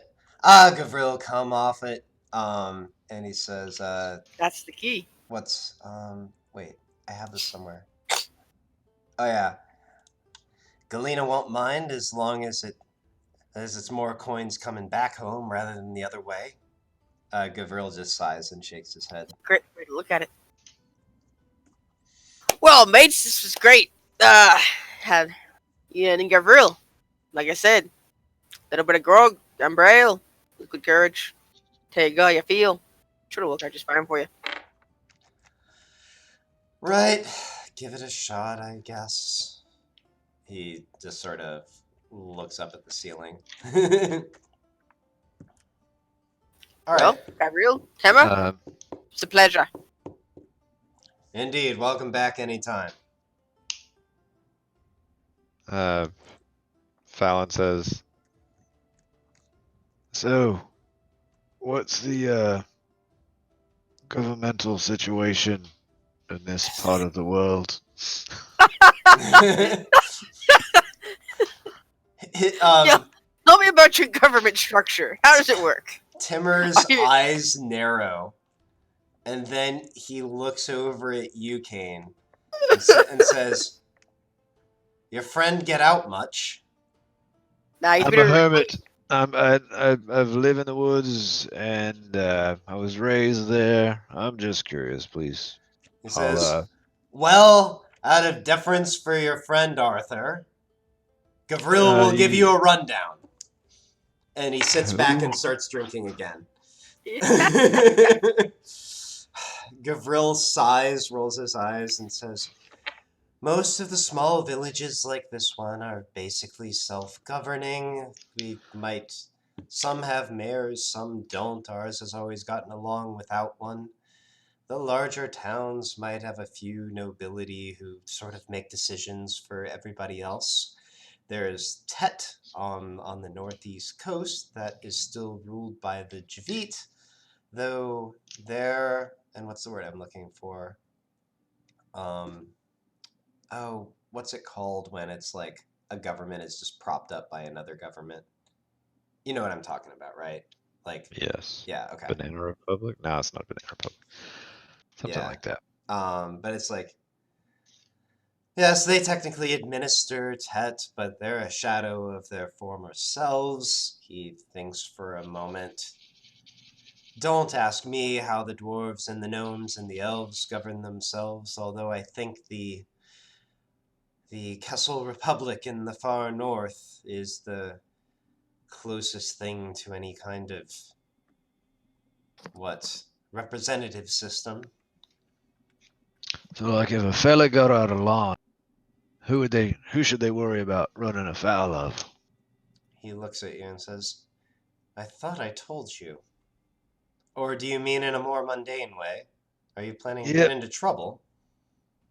I never planned to, but you see who I'm with. He says, "Look, you're in the backwoods. If you're as capable as you seem, nothing here is going to give you much trouble unless you get unlucky with, the mages." Is there anything more to say about those people, or is it best not to? He looks around, and Timur finally says, "We're having a good time here, mate." Why did I say that? Probably from Kane. Eh. Hey, it's rubbing off on you, eh? Don't worry. When you start talking like this, all the girls will come after you. Right. He says, "Look, I'll tell you one story." He thinks for a moment and says, "You know what? No, I'll tell you two stories. First story, the Ironrights had a younger son. Wouldn't know about him if you visited him now. Just the two daughters now. But the son had some talent, you see, and before he knew how to control it, it might have gone off a few times. And well,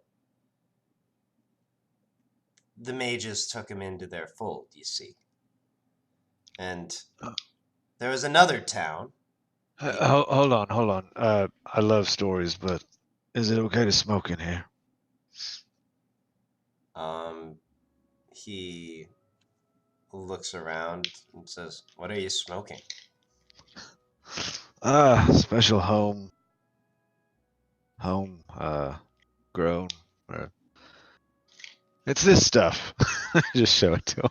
He looks at it and says, "Better check with Peter." Who's Peter? Bartender? He points up at the bar.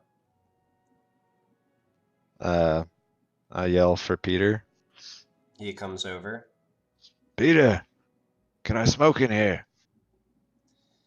He looks at you. Is there anything that'll offend the other patrons? Alright, Peter. Oh, God, offend. What? I look to Kane. He says, "Look, there's a table out front if you want to use it. It's a nice enough night."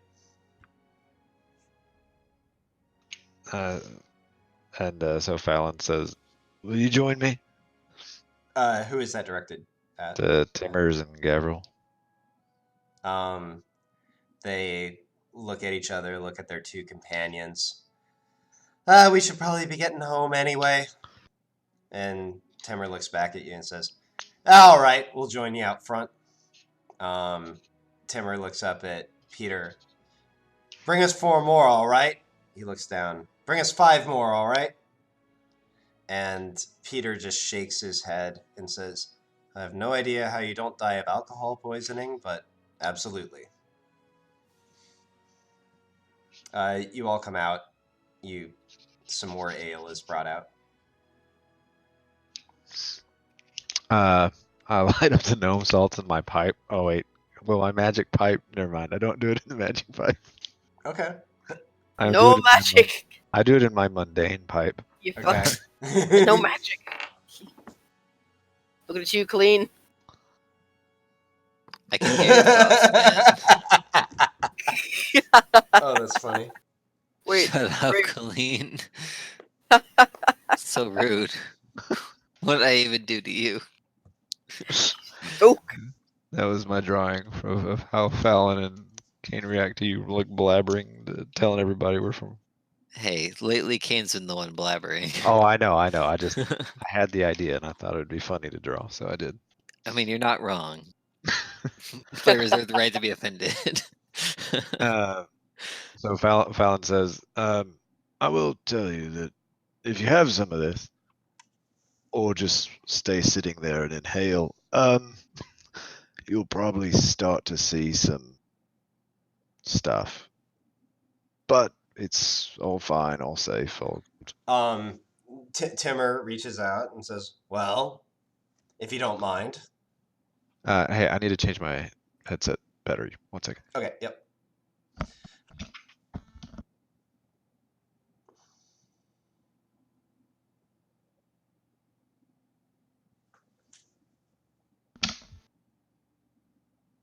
I'm back. That was quick. Yep. All right. But Yeah, yeah. I'm good at it. Yeah, he just holds out his hand and says, all right. I mean, if you're offering, I'm in. I hand it over. And With a he looks grin? at Gavril and says, Gavril. Gavril sighs and says, sure, why not? Let's just... Oh, never mind. All right. So anyone who's Anyone. lighting up is going to roll some d20s. So here's Timur. Here's Gavril. Oh, interesting. Sorry, I forgot I need to do the dice thing. Mm-hmm. Dude, I just want to roll one. All right. Okay, interesting. Woo-hoo. So, as is tradition, we will be having a group experience. You know, gnome salts bring people together. They don't That's right. tear them apart. So, you look out at the little town. The sun has set at this point, and it's a fairly clear night. The light isn't all faded from the sky, but it's dim enough that you can see a fair number of stars. And you notice that the stars are twinkling in all sorts of different colors. Pink and green and light blue and yellow. They ripple in waves across the sky until the sky feels sort of like a bed sheet that's being rippled up and down, creating waves. You ride on those waves out over the countryside. You see a few of the great forests that still remain in the backwoods. You settle in a patch in the middle of the woods, bare.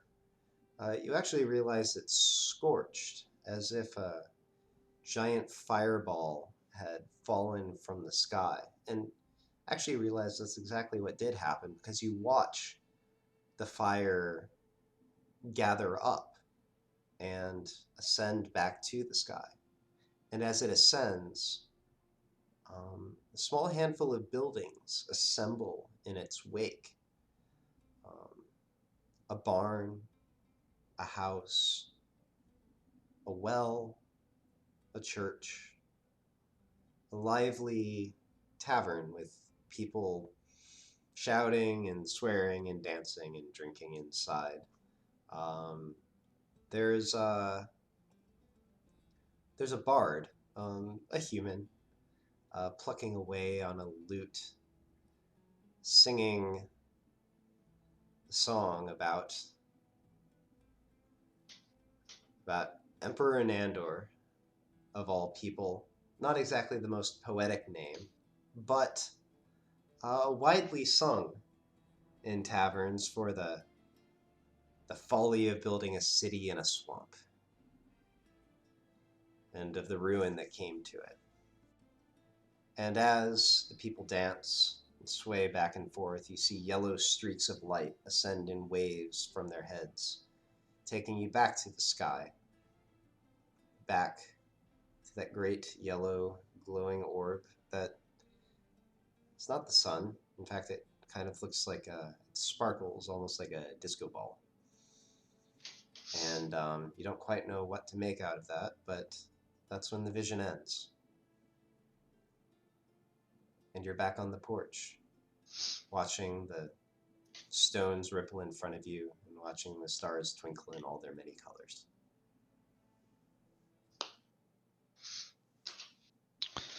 Right, so you were saying?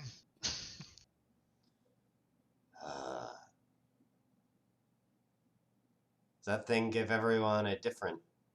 He thinks for a moment. Do you see the fireball too? Yep, we all saw the fireball.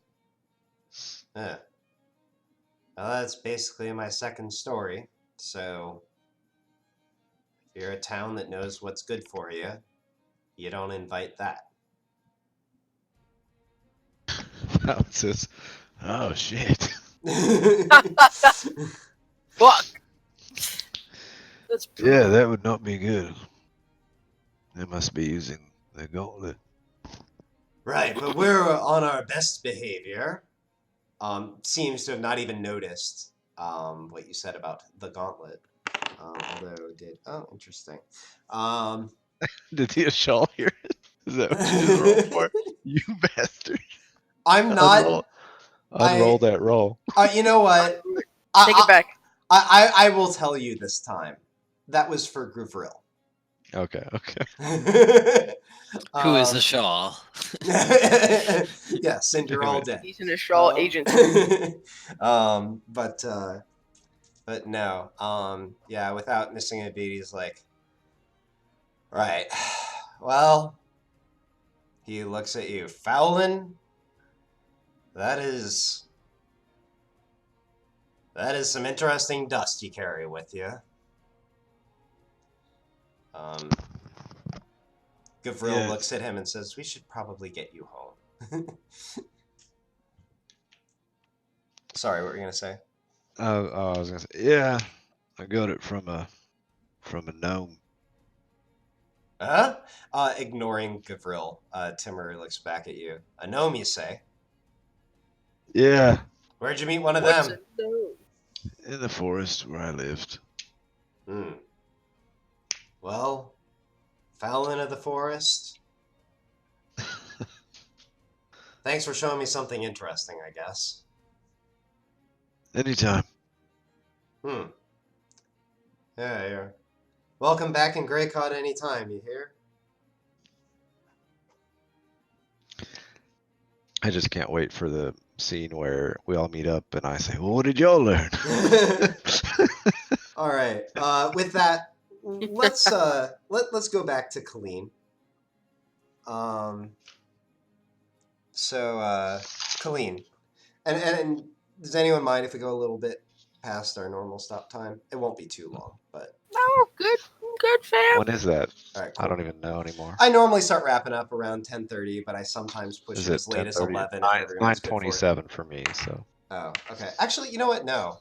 I've just recently been stopping at 10:30. I used to go up to 11 a lot. So yeah, we're good. Anyways, so Colleen, you've been having this conversation with Natasha and Karina.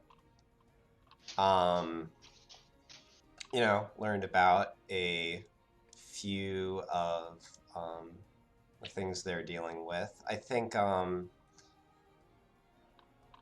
Karina had mentioned bringing you back to where she lives. Were you just looking to take it that direction? Were you looking to have any other conversation with them before you do? No, I was pretty much done when we transitioned. Okay. All right. So in that case, did you want to try to convince Natasha to come with you, or do you want to just let her go home? I thought we were all going together. It was a girls' night party. So Karina had mentioned that she should probably get back home because of her father. Oh, no. She's coming with us. Okay, roll persuasion.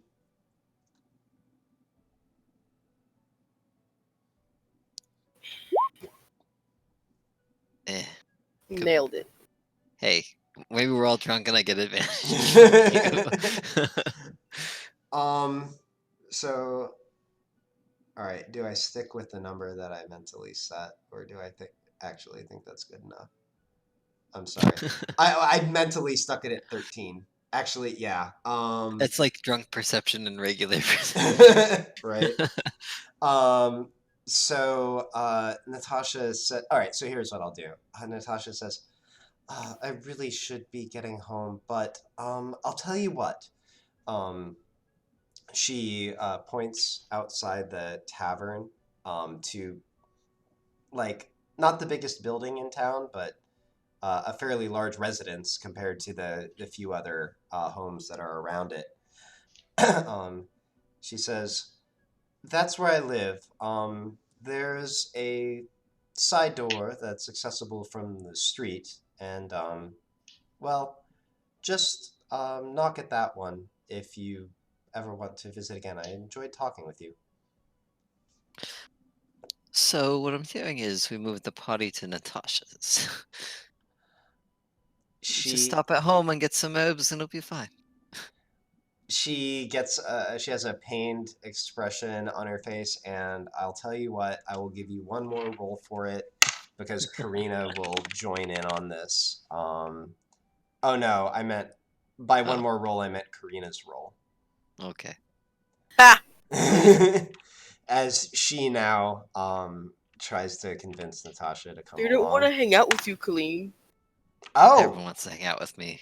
but Karina rolls well. Okay, so she says, "Oh, come on, Natasha, you only have a few more months here anyway. Come see the place one more time." And Natasha says, "All right, I'm sure it won't be the end of the world. Father's not that bad of a man." Right, come on. And yeah, so Natasha comes along. As you leave, you notice. Let me see a few things. I will say, you notice Quizmilligus actually having what seems to be a fairly somber conversation with the Oh fuck, Quiz is here. with the barmaid, who's not you know, the service aspect appears to have calmed down a little bit as it's now well past normal dinner time. Let me see here. You don't notice Dom, you realize, which is interesting. Ah, shit. You pass by Fallon and Kane as they're on the porch. Oh, Kane was there? Did you roll? Oh, didn't realize I was there. Oh, okay. You stayed He inside? had kind of moved off, I thought. Kane is not a salt guy. Well, yeah, I just thought you might have gone and like sat with him or something, though. But fair enough. Kane is somewhere. Well, actually, if Dom disappeared, like I feel like Kane would have noticed, like once Fallon took the guys he was talking to, Kane would kind of like just look around. Oh, okay. I feel like you would notice him missing Dom. Okay. He's like 20 feet tall. So I will say you actually notice him as he leaves. Do you want to try to follow him and figure out what he's up to? Yes, but stealthily. Hood up. Oh, you want to try to sneak? Okay. Yes. Go ahead and roll stealth. Hood up. I don't have a hood. I'm wearing the stupid jacket. Okay. You can put the hood on. That's fine. Isn't it require like attunement? Oh, does it? Oh, maybe it does. I'm forgetting. Freaking! There were a bunch of dogs at the Christmas party, and I'm like allergic, and my eye is so itchy. Let me see. Cloak of, How do you eat? Oh no, you're right. It does require attunement. Itchy allergy eye. So you are unfortunately cloakless. How do you ease itchy allergy eyes, guys? Eye 31. drops. All right, so Dom sees you following What him. the fuck? We'll come back to you in a Casey? moment. Okay, wait, do you guys see this shit? I do. It's a pretty good roll. What the fuck? We'll come back to that. Fine, Casey. Tease me. I'll just let you stew on that one for a week. Fucking, I even beat the roll too. Like, Yeah, but he crit, so crits and things. All right, so yeah, Colleen, you walk past all these people, and Karina takes you about a mile out. You walk past a couple farms, and then you're actually approaching. Let me think about this. So the town actually sits between a couple patches of woods. She takes you out not towards the smaller patch that you guys are in, but towards what appears to be a larger woods on the other side of the town. And Okay, sorry. Did I have a chance to? I guess I was thinking this, but I was listening to you intently. I mean, wouldn't I kind of question why Colleen was just walking by me out the bar with some lady? I mean, technically, we can all communicate telepathically as well as feel what each other is feeling. So Yeah, I mean, Yeah. well, no, there's different kinds of links. You don't have the empathic link. You Y- do have the mental communication, but that's like intentional communication. It's only like if you want to send a message to the other people that they I actually thought we hear could it. do two at the same time at this point. So Fallon You would can overlap them, but you have to spend multiple uses for it, and you spent your multiple uses to get everyone Gotcha. in on the mental link. Gotcha. I was imagining this was while you were actually smoking the gnome salts, in tripping which case you balls. might not notice. Well, actually, you know what? No. Fallon probably would notice Colleen even while tripping balls. Roll me perception with disadvantage. You're only trying to notice somebody walking past you, but... Okay, yeah, you notice Colleen. Do you want to say anything as she's walking out? Yeah, I guess in my mind I'd be like, where are you going? Oh, these girls invited me back to their place, and we're gonna get some herbs, and it's really gonna be a fun time. Should you Not be going alone? not your herbs. It's fine. I promise. Probably. Um, I I I says so Fallon says, girls' night. I mean, so far we're all girls, if that's what you mean. It could Well, be. should you be going alone or do you need company? Well, I haven't really thought that far ahead. Fallon says, At least take them. I've had a few drinks, you see, but a doggie's always welcome. I communicate with Gamork to tell him to go with Colleen and keep an eye on her. Okay. So, Colleen, you do notice a bit behind you, Gmork is sort of trotting up alongside you all, keeping some distance because Gmork is a smart doggo and knows that the people you're with don't know him.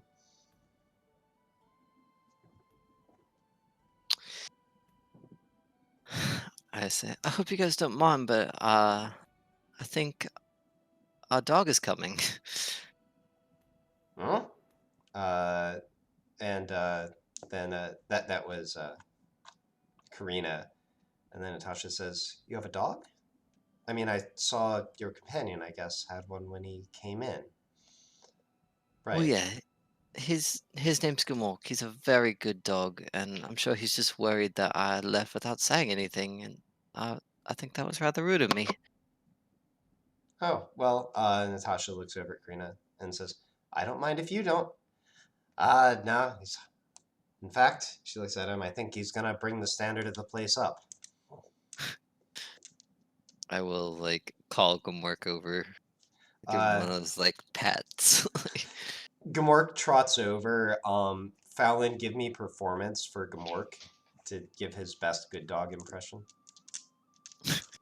Because Oh he's a boy, good dog. Goodest boy. With advantage because Gamork is the best because boy. he's got negative performance. That he does. Yeah, luckily the DC for being a good boy is pretty low. So yeah, Gamork immediately ingratiates himself to the group. Perfect. And All according to yeah, Kaika. so as I was saying, you do go out sort of towards the edge of town. There's a fairly actually, let me think about this. It is actually like an earthen hut. There or like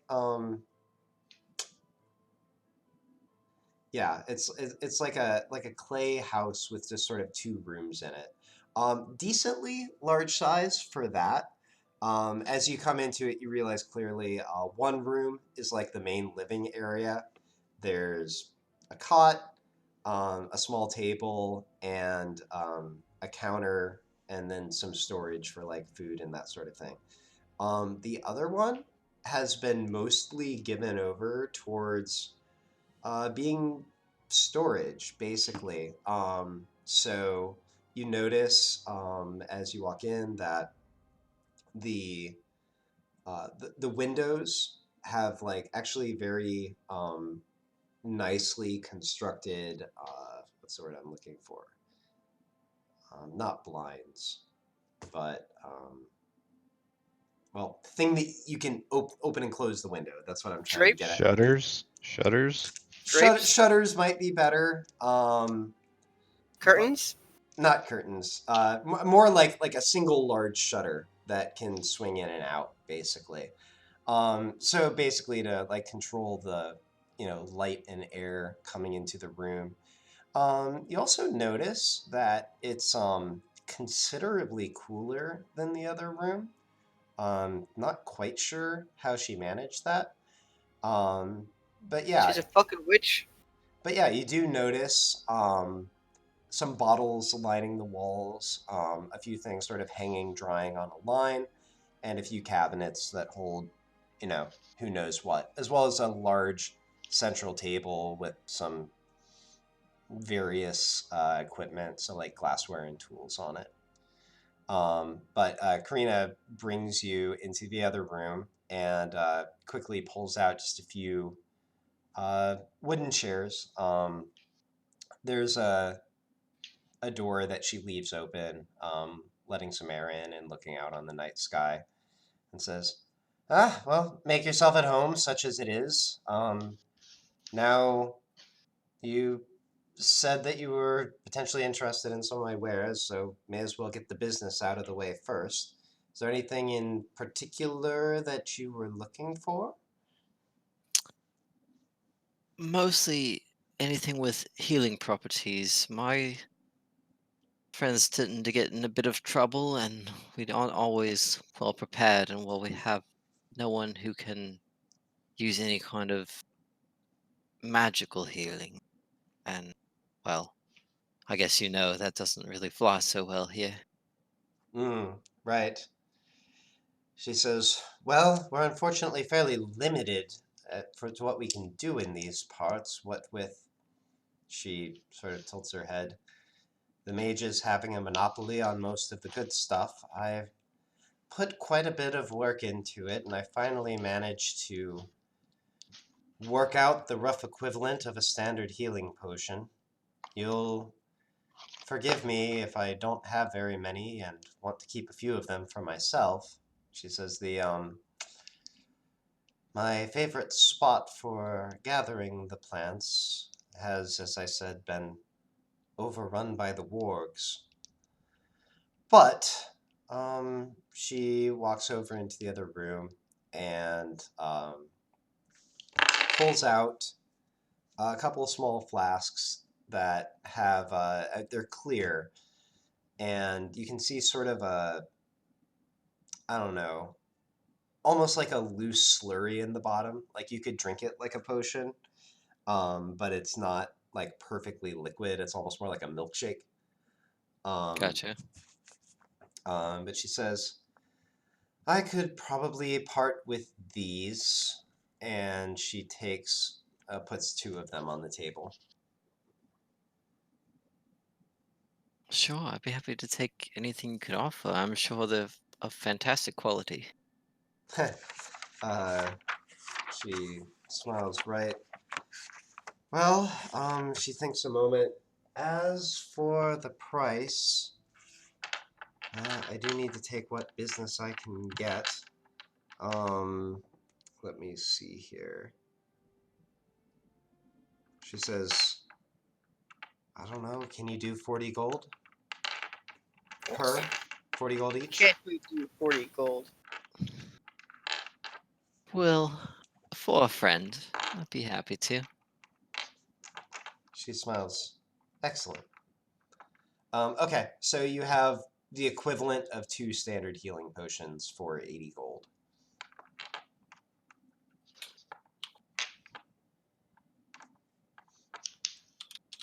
Um, Okay.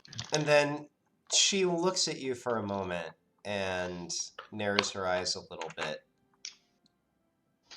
"Actually, looking at you and your companions, I'm starting to have an idea. You aren't interested in hunting some wargs, are you?" I was about to offer that to you. I'd be happy to help you with your warg problem if I can get the others to agree to it. She smiles and then sort of stops for a moment and says, I wish I'd have thought of that idea before we left. Well, I can tell them right now if you want me to. She looks at you for a long moment and says, I'm just going to choose to believe you on that one. Casey, can I break in and telepathically ask Gamork how everything's going? Yeah, sure. Because he's part of the link. Yeah, exactly. Roll intelligence for Gamork. For Gamork? Yes. Straight intelligence. -3. Oh shit. Gamork gives you a concise summary of everything that's happened, and says Perfect. that the ladies there appear to be nice. Like, Cool. I don't know, like, you think, like, with the telepathic link, you do get it in the form of like normal, common. And Gamork is using words that you had no idea he understood. Awesome. Because he's a good boy. The goodest. All right. Sorry. All right. I just wanted to do that since I knew I could. Yep. He even tells you that Colleen is apparently discussing going to hunt some wargs for this lady. Nice. All right, Colleen, you saying or doing anything? Can you tell me more about the situation? Like, is this, like you said, your affliction is degenerative, but these wargs didn't have anything to do with it, did they? Highly doubt that. Started before they came. The wargs just make it more than slightly dangerous for me to go that direction. And you think if we clear the immediate area that you should be okay for the future? She shrugs. If I feel like risking it, I suppose. There's more than wargs in those woods from time to time, but Natasha speaks up and says, what she's trying to say is that she's incurable and that she would rather risk it than stay cooped up here, so long as it's not certain death. I didn't get that first part, but I think you just said she's... Basically, she just indicated that Karina isn't the sort to, like, knowingly put herself into a super dangerous situation, but even being a bit enfeebled, if she thought it was safe enough, then she would definitely want to go out again. Okay. Karina says, besides, got less and less to sell these days.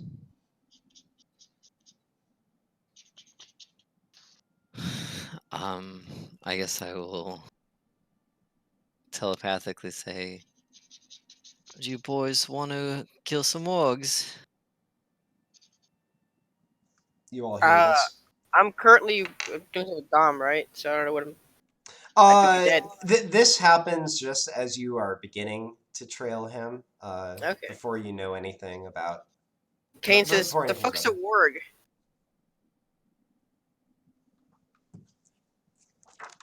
I'll take that as a yes. Take it as a relay.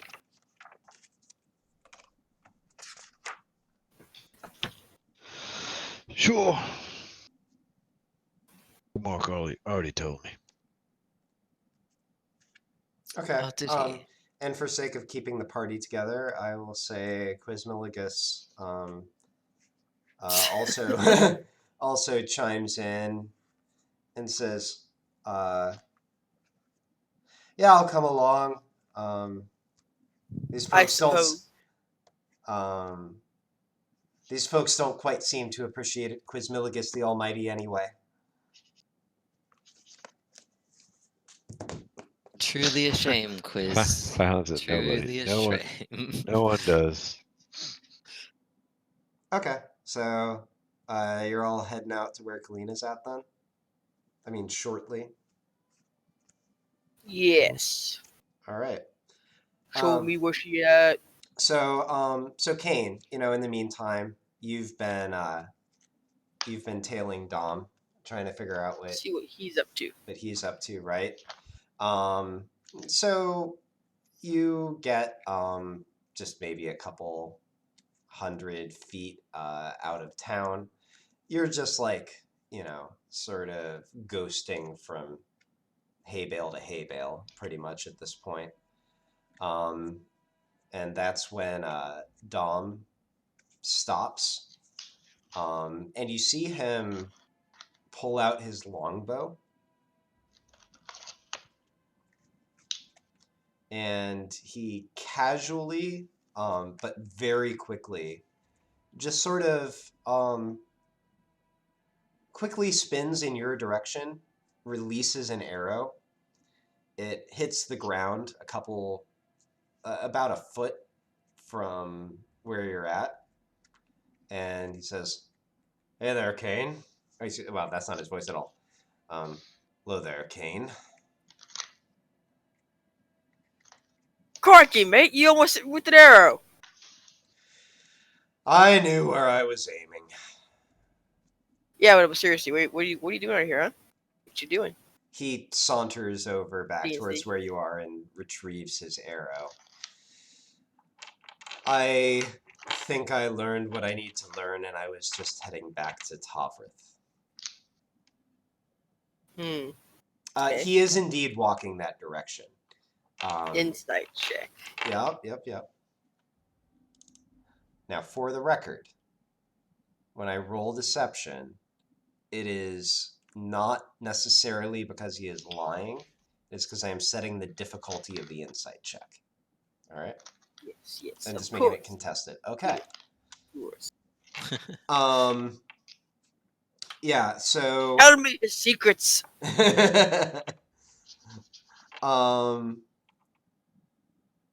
Okay, so first of all, you don't detect a tick of a lie in what he said. You definitely believe that he's going back to Tovrith, and he doesn't seem that hidden from you. You think you'd know.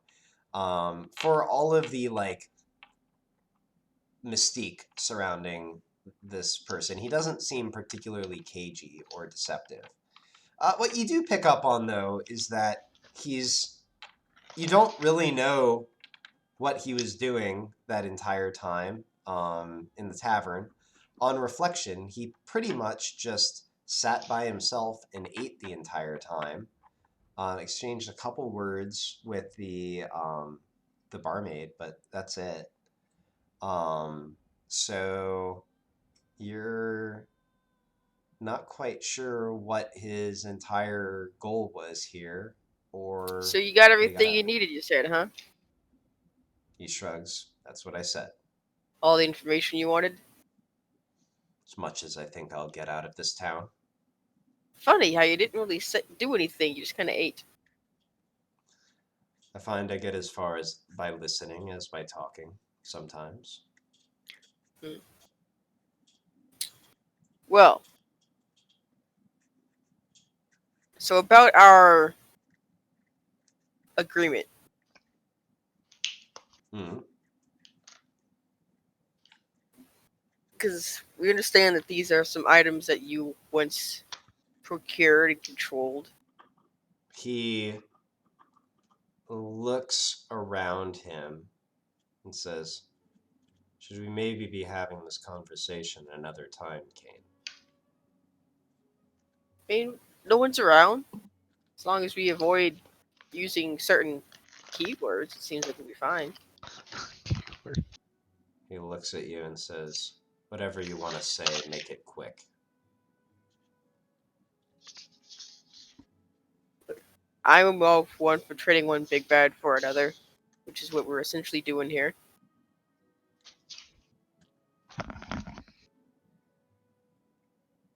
Hmm. And we obviously probably won't be able to do this without your help anyway.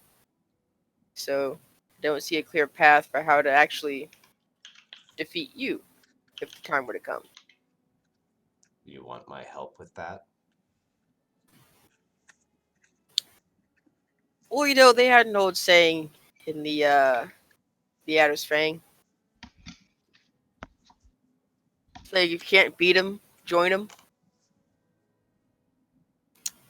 If we live through this, I plan on keep living.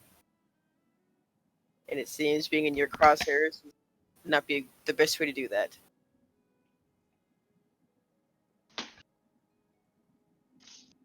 He looks at you. Is this he thinks for a moment. What's the word that I'm looking for? Is this an alliance or a non-aggression pact? The former. He looks at you. Let's talk another time, Kane, all right? All right. You gonna help us with these wargs? He shrugs and says, "They're wargs. I'm sure you'll be fine." I don't actually know what a warg is. What's a warg? Are you asking him this or are you asking me? Yes. Oh. He looks at you and says, "They're basically really nasty, smarter wolves." Oh. Okay. Never mind then. All right. We'll talk later. And I head over to the peeps. All right. And we will leave off tonight as everybody arrives at Karina's. Hooray. When he died. And No